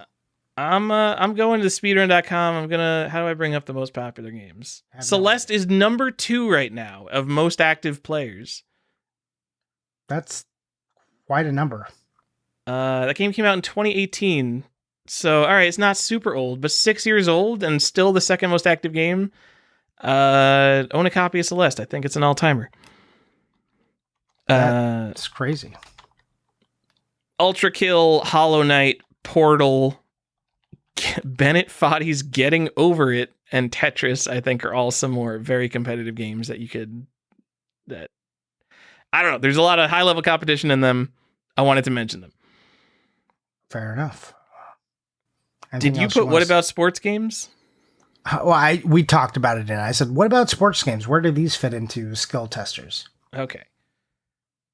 I mean, I think like the idea of esports, they never took off with sports. Sports were always, in terms of like the fill an arena with people to watch League of Legends, like esports with literal sports games never made it there. I honestly, I don't play modern sports games, and I have like less than no. I have a bigger opinion on the skill ceiling of a MOBA, a genre I don't even understand, than I do on a modern sports game. That's okay. Fair. And then first-person shooters, Johnny. I mean, there are many a first-person shooter, Counter-Strike, Fallout, or Call of Duty. I mean, people are playing them, Fortnite. All these games are constantly going, and to be the best, you need to have incredible skill, but where does it fit? That I'm not exactly sure. It is hard for me to say what FPS has the highest skill ceiling, and if you look online, it's all people just saying their favorite game, and they're like, oh, well, my game's the hardest. And I don't know like how many people have enough skill in all the different games I don't know like who has the valid opinion here. Because like I look at something like Fortnite, I've literally never played Fortnite. There's obviously a really weird building mechanic where like in high level Fortnite matches, you have people just like building walls and ramps and shit all over the place. So there's a lot more to it than just pointing and shooting. But I don't know like how that compares to something like Rocket League where you're flying through the air. I just have no idea. I know like Counter-Strike has a team element and an economy element. You might have a team do an eco round in Counter-Strike, which means you're playing with like shitty pistols, so you could save up to buy one of your guys a sniper rifle in the next round. So there's an overarching strategy to Counter-Strike beyond just like, oh, rush the bomb and point and shoot. There are strategic elements to these games. I never cared about any of that. I played Unreal Tournament and Quake. So, I don't know, man. I put as some of the more competitive games that I think people agree on. Counter-Strike, Valorant, Fortnite, Team Fortress 2, Overwatch, Apex Legends, and genuinely, PUBG Mobile. In terms of raw player count, I think there's both significant prize money in PUBG Mobile and a lot of people play it, which just super weird. I cannot comment on this. You also can't own it. Out of all this, I would say, what am I taking away from this? You know what? Buy a copy of Quake. Buy a boxed copy of the original Counter-Strike. So Counter-Strike started as a mod, and then it got a retail release. Buy the retail release of Counter-Strike in the big box. The rest of this, whatever. Like, yes, there's a physical version of Fortnite. Whatever, dude. The Xbox One and PS4 Fortnite, which is like not the same game that people know and love now. That's a weird thing, and people spend thousands of dollars on that sealed. Team Fortress 2, you can get standalone PC releases, or the Orange Box. I think the Orange Box is worth owning, but not because of Team Fortress 2's skill ceiling, certainly. And I don't. These are all like free to play games, so you can't get much for them. All right, so don't collect FPSs. Not collectible. Go get a copy of Counter-Strike. Who knows what's the best game? I don't. Oh, StarCraft 2 is the best game. These people playing chess are like, whew. StarCraft 2 is chess boxing, but you're playing chess and boxing at the same time. Okay. So if you could, if you want to tell our listeners one thing they should really look into, what's the one game on this episode they should look into? It's Trackmania, so you'll know how right I am and how wrong Johnny is for dismissing it. I mean, okay. I just didn't embrace it. Like, I think I shit more on Rocket League than Trackmania. That's weird, because that's like, if you talk about skill ceilings, that's one that's like consistent. I'm not saying that it's not skill intensive. I just presented it on looks, right? Like, if I saw the best players in the world playing Trackmania, I might not know they're the best players in the world. That's all I'm saying. Yeah, you would. No, like if I did, like you can take someone who doesn't know anything about Super Mario Maker and have them watch someone play Super Mario Maker, like a hard level, and you'll see them go, "Oh my God!" That's why an Instagram reel of Super Mario Maker does really well, and an Instagram reel of Trackmania or Rocket League probably doesn't. But you can say the same about Through the Fire and Flames. I think that would look impressive, but that's also a very definite skill ceiling there. I agree, but I agree with that statement, but you and I have also agreed that being very good at Super Mario Maker is a hard thing to do. Johnny, I want to close this out. Oh, by telling me I'm right? Agreeing. Thank you. I want to agree on something. I think we can all agree. Tekken is not worth $30,000. No, it sure is not. Especially not the wrong version. But you should go buy the right version of Magic the Gathering. I don't know why more people aren't collecting the Magic the Gathering PC games, because there's like expansions and stuff. You can buy like so many different versions of Magic the Gathering PC games, more than I even realized. Someone that should have a really good Magic the Gathering big box PC collection by Microprose. Johnny, I know why. Why? It's because no one collects PC games. Oh, damn it. Is that the issue? I'm sorry. Yes. Do you collect PC games? You didn't collect PC games until I hassle you about it. I'm literally on here every other week, extolling the virtues of computer gaming. And before you talk to me every other week doing that, you're like, oh, PC games are stupid. I had a few. Not a lot. Now you're over here, wait until you see what you bought this week. It's like, oh, man. I didn't buy You love computer games. Yeah. No, I just, I needed more than the consoles would give me, especially for Halloween. Anyways, I'm going to tell you to go buy Magic the Gathering, and just make sure you buy the right one.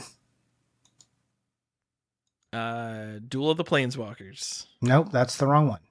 Okay. It's just called Magic the Gathering, the strategy card game on the PC. Then there's the expansion, which is Spells of the Ancients, and then there's Duels of the Planeswalkers.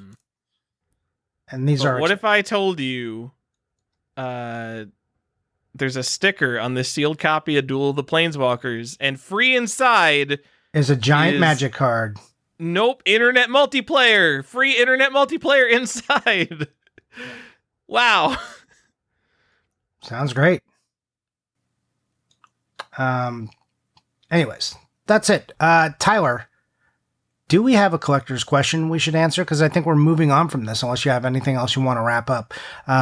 These are the skill testers. These are the most skillful games, and the ones we thought worthy of talking about, and a few that you could maybe collect. I think the interesting premise of this whole episode, which I don't know if we hit exactly, was that these games should be a little bit more collectible because people spend so much time playing them and mastering them that the longevity of them gives them some value. And given that, kind of the low value is a little bit incongruous with all the time that people are actually playing these games. Disagree there? Agree? No, I definitely agree. Invest all your stonks into limited run games, sealed Celeste. Yep, definitely. Game's got legs. Definitely that one. And then I brought this. I'm going to wrap this up just with this point too. I thought it was these. I felt like should have a more interesting corollary to RPGs because of the time investment. Not that RPGs are skill testers. That's not what I'm saying. But I'm saying the amount of time that people invest into RPGs, the dollar per hour, I think gives people, it lets people justify in their mind why they can pay more money for it. But we haven't got here yet on strategy games. So I'm curious if that'll ever happen. Do RPGs just appeal to more? I think if you play an RPG for 50 hours, you don't want to sell it for less than you bought it for, so people just hold on to it. And that's why RPGs are more expensive. I mean, I think that's part of it, but again, I think the amount of time you played makes it feel like it's worth more money, but I also think that there's a level of personal investment into RPGs, especially when you can make your own character.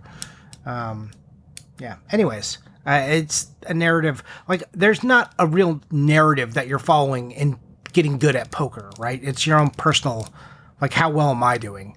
You're not like, oh, this is like my favorite book, my favorite story. I don't want to give that up. And I think RPGs get a little bit of that. But we're not talking about RPGs. I just thought that was an interesting corollary. And now I want to talk about something else, Tyler, like questions. Are we going to answer some today or what?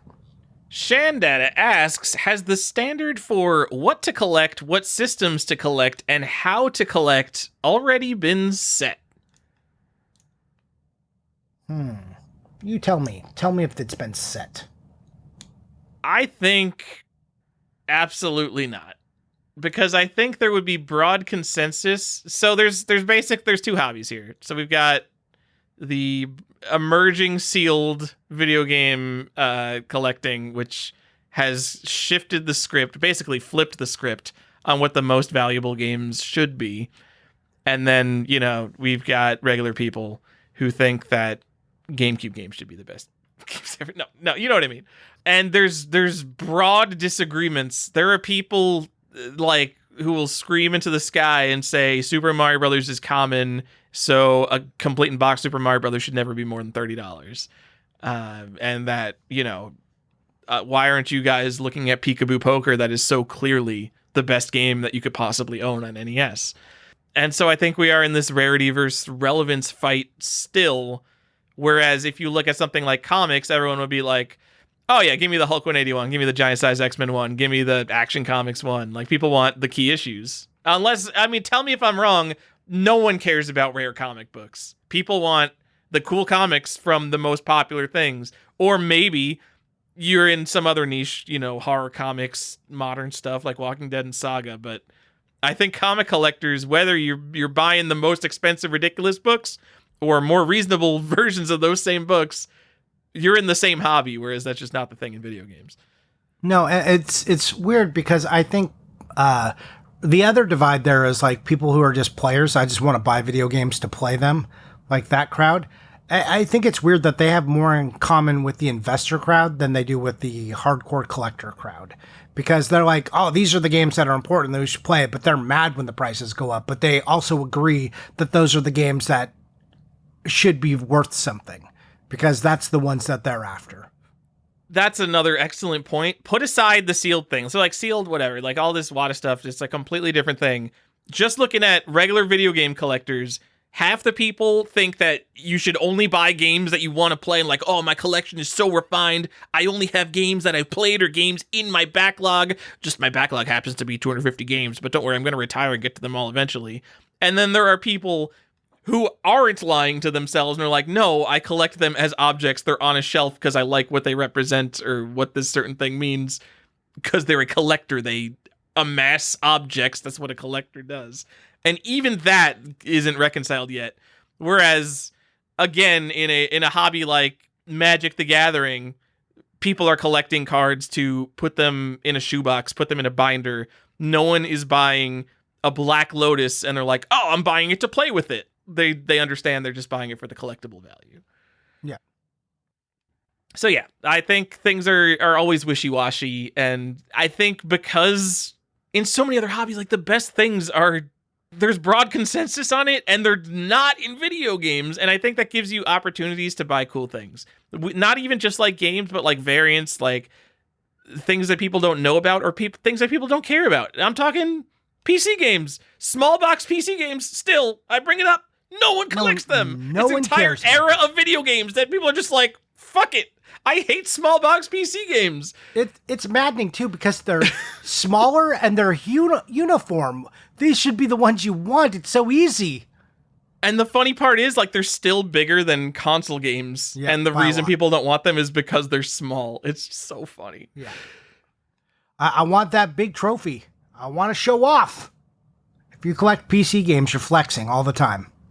It's true. Look at how big my boxes are, dude. Yeah. Do you like how non-uniform my shelf is? I like to call it organized chaos. Yeah, it's weird that they took like the retail theory of like how to sell a PC game and then applied that to the value of games as a collectible object. Like the bigger and weirder the boxes, the better it must be. Well, yeah. What do you mean you don't want that game? It's shaped like a trapezoid. That's the best version. Clearly. Johnny Shandata also asks, how likely or unlikely is it that new collectors entering the hobby will determine how desirable one game is over another versus today? I think there's limited likelihood of that, honestly. Especially as I expect there to be less collectors kind of entering the market.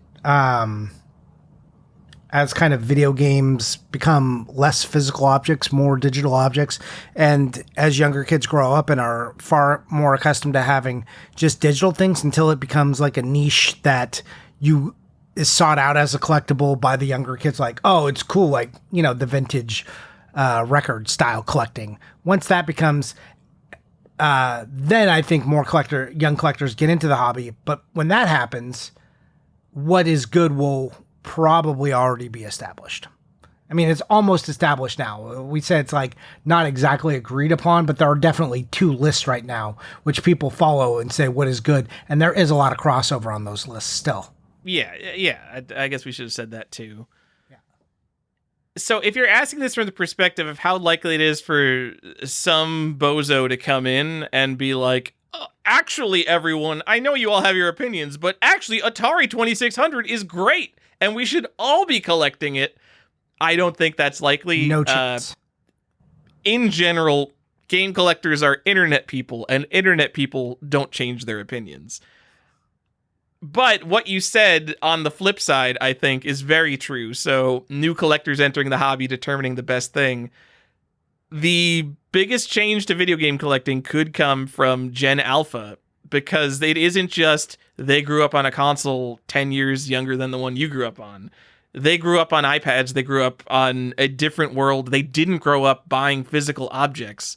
So they, just like sports card and comics people came into video games, had a fresh perspective on what the best things should be in their eyes. I think a group that has completely not grown up with physical video games, if any of them come collectors, I have to assume a smaller number of them will become collectors. What are the things they will think is the best? That's a super interesting question, because let's say Switch is the last generation of physical games, and let's say someone born right after the Switch ends grows up and becomes a video game collector. If that person wants to collect video games, what do they collect? Because they have never bought a physical video game in their life. Do they just do the default thing? Do they go to NES and then like NES is this evergreen thing? If you ask me, I think so. I mean, NES seems like the console that will always be the best in my eyes.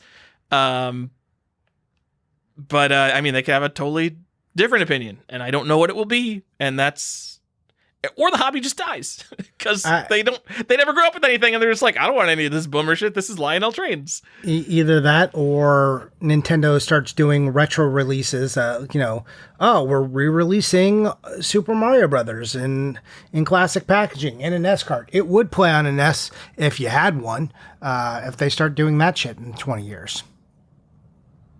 And then they're like, I picked up the remaster or the re-release of Super Mario Brothers. Check it out. They got this popular graffiti artist to do the cover art. This is cool, right? I'm like, okay. I've got the original over here in my collection because that's how I collect. Also, like when that generation gets into collecting, they just might be look at old games and be like, these are too expensive. Why would I even attempt to do that? Like the way I looked at Batman comics back in the day. I was like, well, there's no way I can buy those Golden Age books. I will have to just suffer with what's available to me right now. Yeah. I'd say my opinion on this fluctuates with time. If you asked me today, I would say that the video game collecting hobby in 25 years will be smaller than it is today, and I think on a relative scale, video game collecting is a relatively small hobby. I don't understand how someone who didn't grow up with the physical objects would be as attached to them as everyone right now. Like right now, how could this not be the prime? We've got people in their 60s grew up with physical video games. People in their teens grew up with physical video games. Literally everyone alive right now grew up with physical video games. And this is the most people alive there will ever be that grew up with physical video games. So how can the hobby be any bigger than it is right now? And like video games are in a huge boom period. Like it's the biggest form of media on planet Earth. So this is it, right? Yeah. Is 2021 the peak ever? And all right, in inflation things will go up and all that, but I'm sorry to have a pessimistic outlook on like the long-term future of collecting video games. Join me, fellow collectors, and being looked at like coin collectors are looked at now. You don't understand, dude. The coin, oh man, my 1789 colonial doubloon, dude. There's only like 4 of these in a I forget the coin grading scale, in a 62. Yeah, but well, do you see my error print penny here? Do you see the spacing between the 1, the 9, the 7, and the 2? See how it's completely off? Totally misminted. This is one of the most collectible pennies in existence. Johnny, I could buy 4 different books that explain that misprint difference and document it, and I can't buy like a single book that documents like Atari variants or NES variants. I know.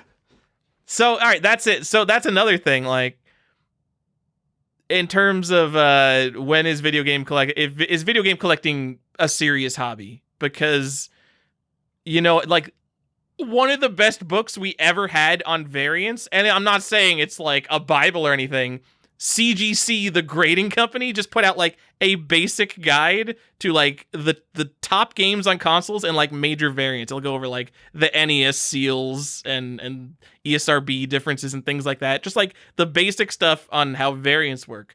And it's like one of the best things ever because no one has ever published anything like that in like a physical form. Whereas every other hobby, fucking Viewmaster Reels has like multiple Bibles on like super in-depth variants. Fucking Viewmaster Reels, I think, is maybe a more seriously considered hobby than video game collecting in a certain sense. Look, you know where they're going to go to find out their information? They're going to go to the Collector's Quest podcast, where we talk about all the dumb variants. especially on our Discord. And here's the part where I do the promo. Hey, if you want to join the conversation and ask questions like Shandata did, you can do that by joining our Patreon for $4 a month. You also get access to bonus episodes and our Discord, which is probably the best part. And that's on patreon.com/collectorsquest. Thanks so much for listening. Anyways, moving to the next part of the show, Tyler, I want to hear what you're playing. You want to tell me? Johnny, I played the original King's Field, not King's Quest. Oh, boy. That game's fascinating. I don't know how this game wasn't on my radar. So to be clear, I played the Japanese King's Field, not King's Quest one, not King's Field, not King's Quest, which is actually King's Field, not King's Quest 2. That is such a cool game. It is not a good game. But then in another sense, it's so janky. But it's like this alternate timeline of 3D dungeon crawlers because one of two things happened. From Software is like a computer software company, but they wanted to make video games. And so they start by making like the most complex thing you could start with. They took wizardry and they made it a real-time 3D game with real-time 3D combat. How you do this as your first video game is crazy. Like, why would you start with such a complex project? But they did one of two things. Either they played Ultima Underworld, which came out 2 or 3 years before King's Field, and they completely failed to replicate that experience. King's Field, not King's Quest, isn't even like in the same universe of complexity or polish as Ultima Underworld. Or the more interesting thing that I think could have happened is they didn't play Ultima Underworld, and they made a game that feels like it came out 3 years before Ultima Underworld. Ultima Underworld is this crazy game because it's like we go from like nowhere, we go from like 2D Ultima games to like this complex real-time living dungeon in 3D, and it came out before like Wolfenstein 3D, and it just feels like there should have been a game that came out before Ultima Underworld before we got to like this incredible game with like 3D jumping puzzles and just like everything is in that game. And the game that feels like it came out before Ultima Underworld is King's Field, a game that came out 2 years after Ultima Underworld. It's interesting. It feels like jumping into an alternate timeline where Ultima Underworld didn't exist, and we just got a game strictly based on the Wizardry franchise, updated to 3D. It's cool. You know what? I thought it was just like a meme that's like, oh, it's the first Souls-like game. Oh, this is technically where it all started. But it actually is really interesting in the genre sense, more than just caring about like Dark Souls and all that shit. Okay. So you're doing the thing? You're just being a Dark Souls fanboy? I'm not even a Dark Souls fan. I've only played Demon's Souls. But this has made me want to play more. So I think I'm also very funny. Yeah, you might have remembered I'm like in the middle of Earthbound. Totally paused Earthbound and played through all of King's Field. And now I want to keep Earthbound on pause and play through King's Field too. Oh, God.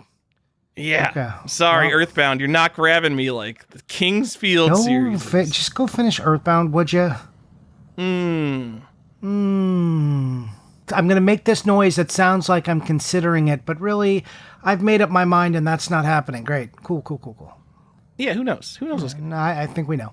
Tyler, as cool as that is, has that led you to be purchasing any King's Field games? I have a lot of King's Field stuff. It's so weird collecting shit that you haven't played. Yeah, I've got, I think, so I don't know about the US versions, but I have all the King's Field games, the Japanese versions, even like the kind of rare. You don't have the long box version with the phone card and the variant version with the other phone card? Come on.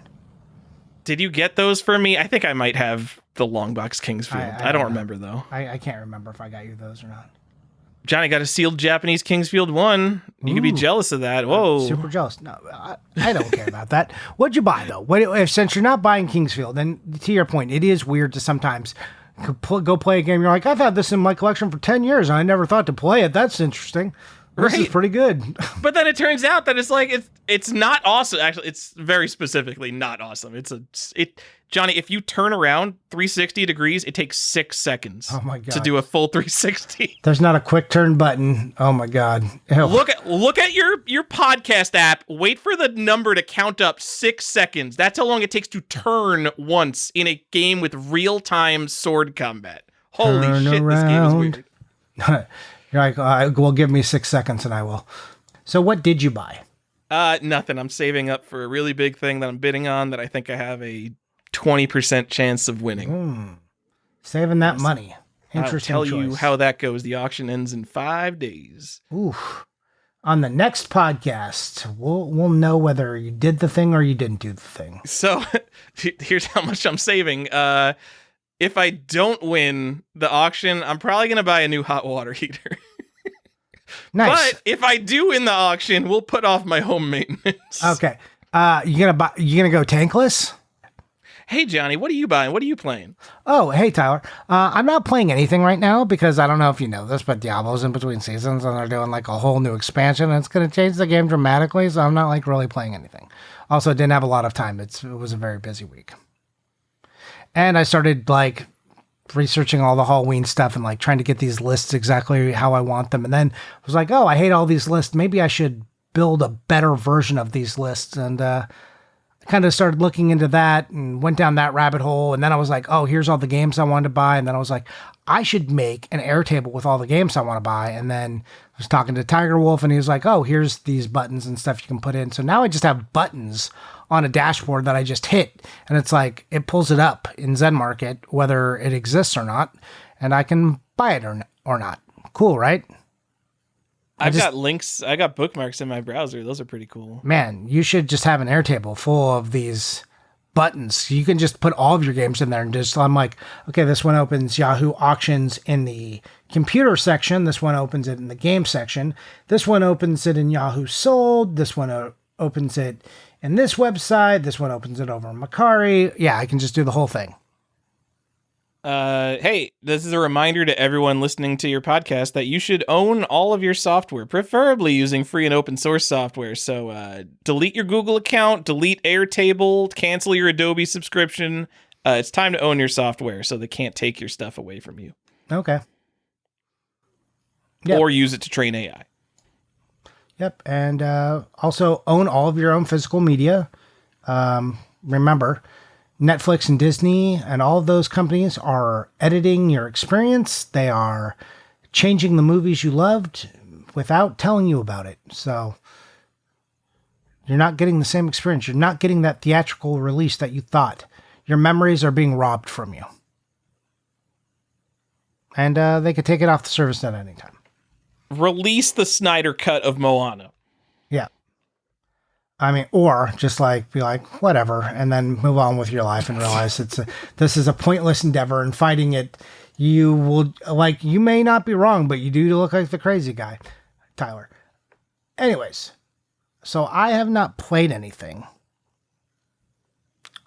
I take it back. You said you played Diablo. Oh, no, you're not playing Diablo. Yeah, not playing it. I take it back. I did help my son play some Lego Harry Potter. That was a thing he was doing, and he asked for some help. So that's about as far as playing a game I actually got.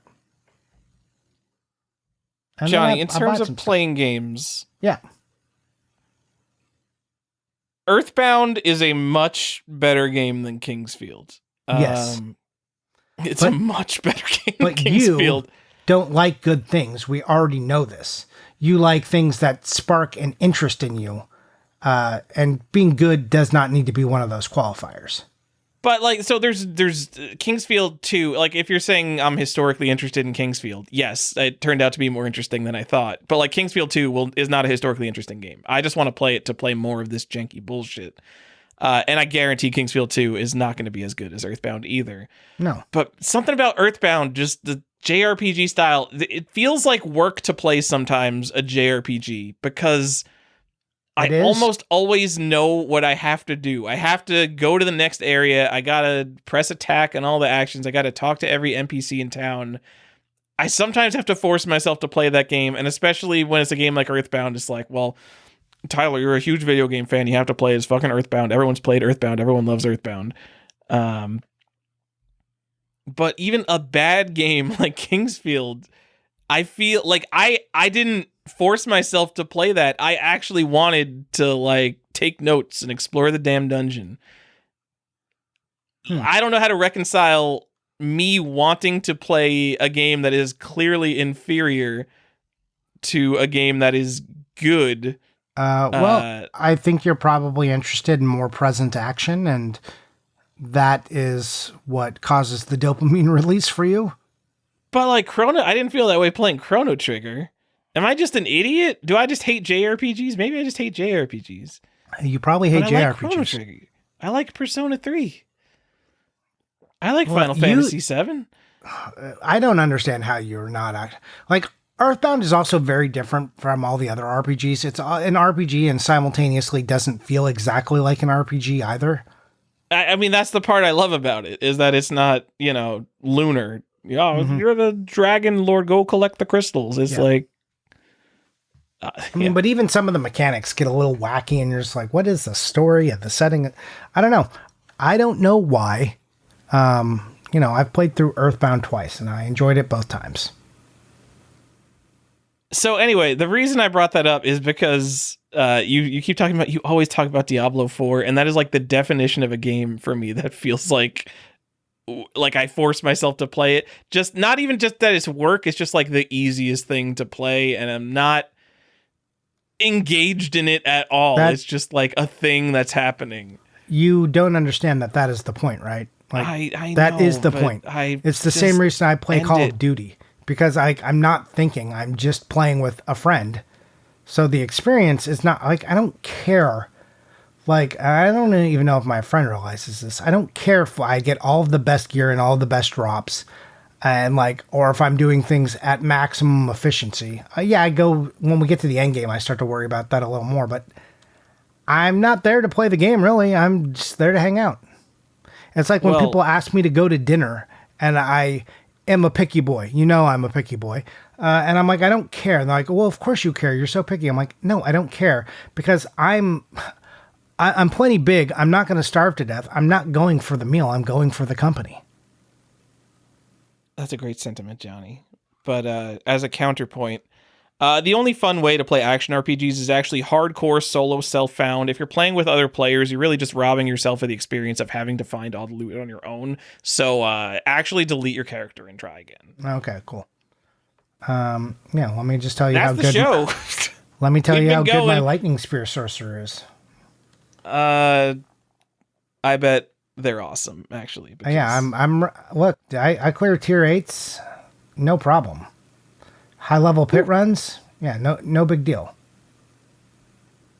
Damn. Yeah, no problems. Don't know what that means. I know. I'm running Infernal Hordes. That's like a thing you do to your stuff. All my stuff is Masterwork to 12. I double credit on most of my stuff. Masterwork 12? What's that? Masterwork 12? Yeah, yes, all of my gear is Masterwork. With the good cosmetics? No cosmetics. I don't care about cosmetics. But if you play Diablo and I'm like, okay, I've got like 3 mythic uniques on my lightning sork, and it's all that shit is Master to 12, and all of my stats are at least double critted. You know what I'm talking about. The weird part, so I guess I just need to be more familiar with the game. Diablo 2, I feel like so many characters are working towards Enigma that all you have to say in Diablo 2, it's like basically, oh, did you get Enigma is the thing you ask to like gauge how far progress someone is into a character. And they're like, yeah, I got Enigma. And you know that means that they have grinded for hundreds of hours of the most mind-numbing piece of shit content to get the rune, the bear rune, to make Enigma, which is, it's a rune word you basically have to make because it gives classes that aren't sorceress the ability to teleport, which is super overpowered. Yeah, but to do it, it's like hundreds of hours of like clicking chests on the same fucking map, hundreds of hours as fast as possible. It's insane. Guess what game's getting rune words in October? Oh, baby. Is it Diablo 2 remastered? No, it's Diablo 4. Cool. Okay, you want so your barbarian can teleport? Is that what you want? It's going to be available now. See, but they've had a lot of game designers had a lot of time on considering how to make this a balanced and fun, like, carrot on a stick for you to keep playing. Like, they'll drop it at the right times. They'll make sure it's a varied and fun experience. Rune words were part of the Diablo 2 expansion pack, and they've been updated in different patches, but just like the core way they were rolled out is like actively bad unless you're hacking. If you're hacking and you just get like the exact runes you need, then it's like, well, great, I got all this great stuff now. But when you're grinding for a specific rune, it's like literally hundreds of hours of doing the, not like clearing a map, like clicking a box 4,000 times. It's horrendous. I love Diablo 2. Very Best exciting. RPG ever made. Very exciting. Yeah. Don't play Diablo 2. Yeah. It's overrated. Oof.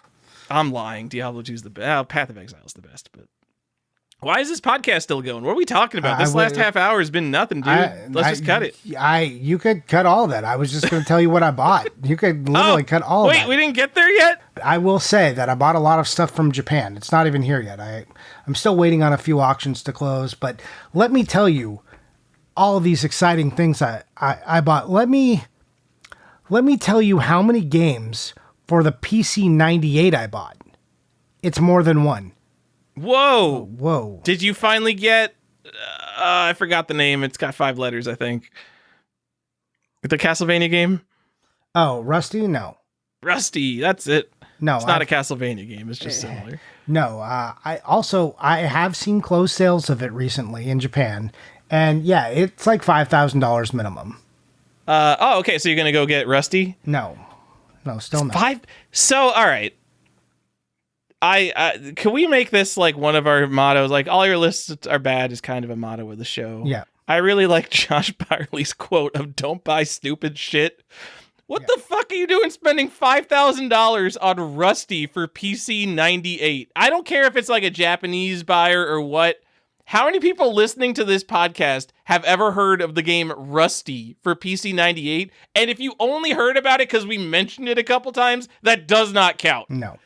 It's a Castlevania clone for a computer that, you know, is obscure in the West because who knows? $5,000? You could buy virtually anything. Tyler, I said at the minimum. What is going on? Yeah. Were they nice? No. Oh, great. Like, let me see. Let me just go back and just double check Yahoo Auctions closed. I said $5,000. I don't want to lie to the people. Okay. This makes me feel kind of bad because I'm looking for Panorama Toe, which is a rare JRPG. Not $5,000. This one sold for $3,000. Oh, quite reasonable. Yeah.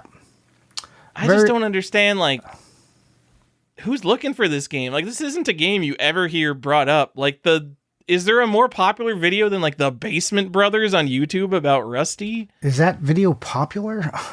Like, right? Like, Basement Brothers is not a huge channel. Let me look for Rusty PC 98 on YouTube. Hey guys, welcome to After Dark. We're just doing whatever at this point. Yeah, Rusty. There's one that sold for without a manual, sold for 300,000 yen. One that sold for that's about $300. Or that's about $2,500, I think. Then the 3,200 yen, and then one that sold for 400,000 yen, and then one sold that for 408,000 yen.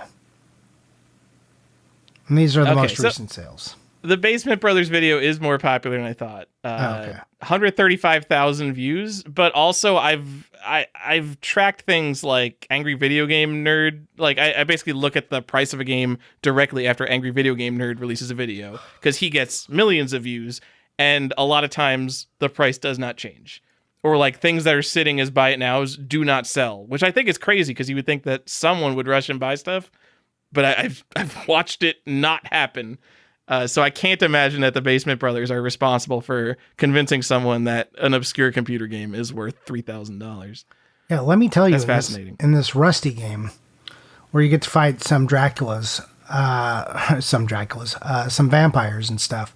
Yeah, it's on 3.5 floppies, so you know that the data's dying as well. So that's another nice part about it.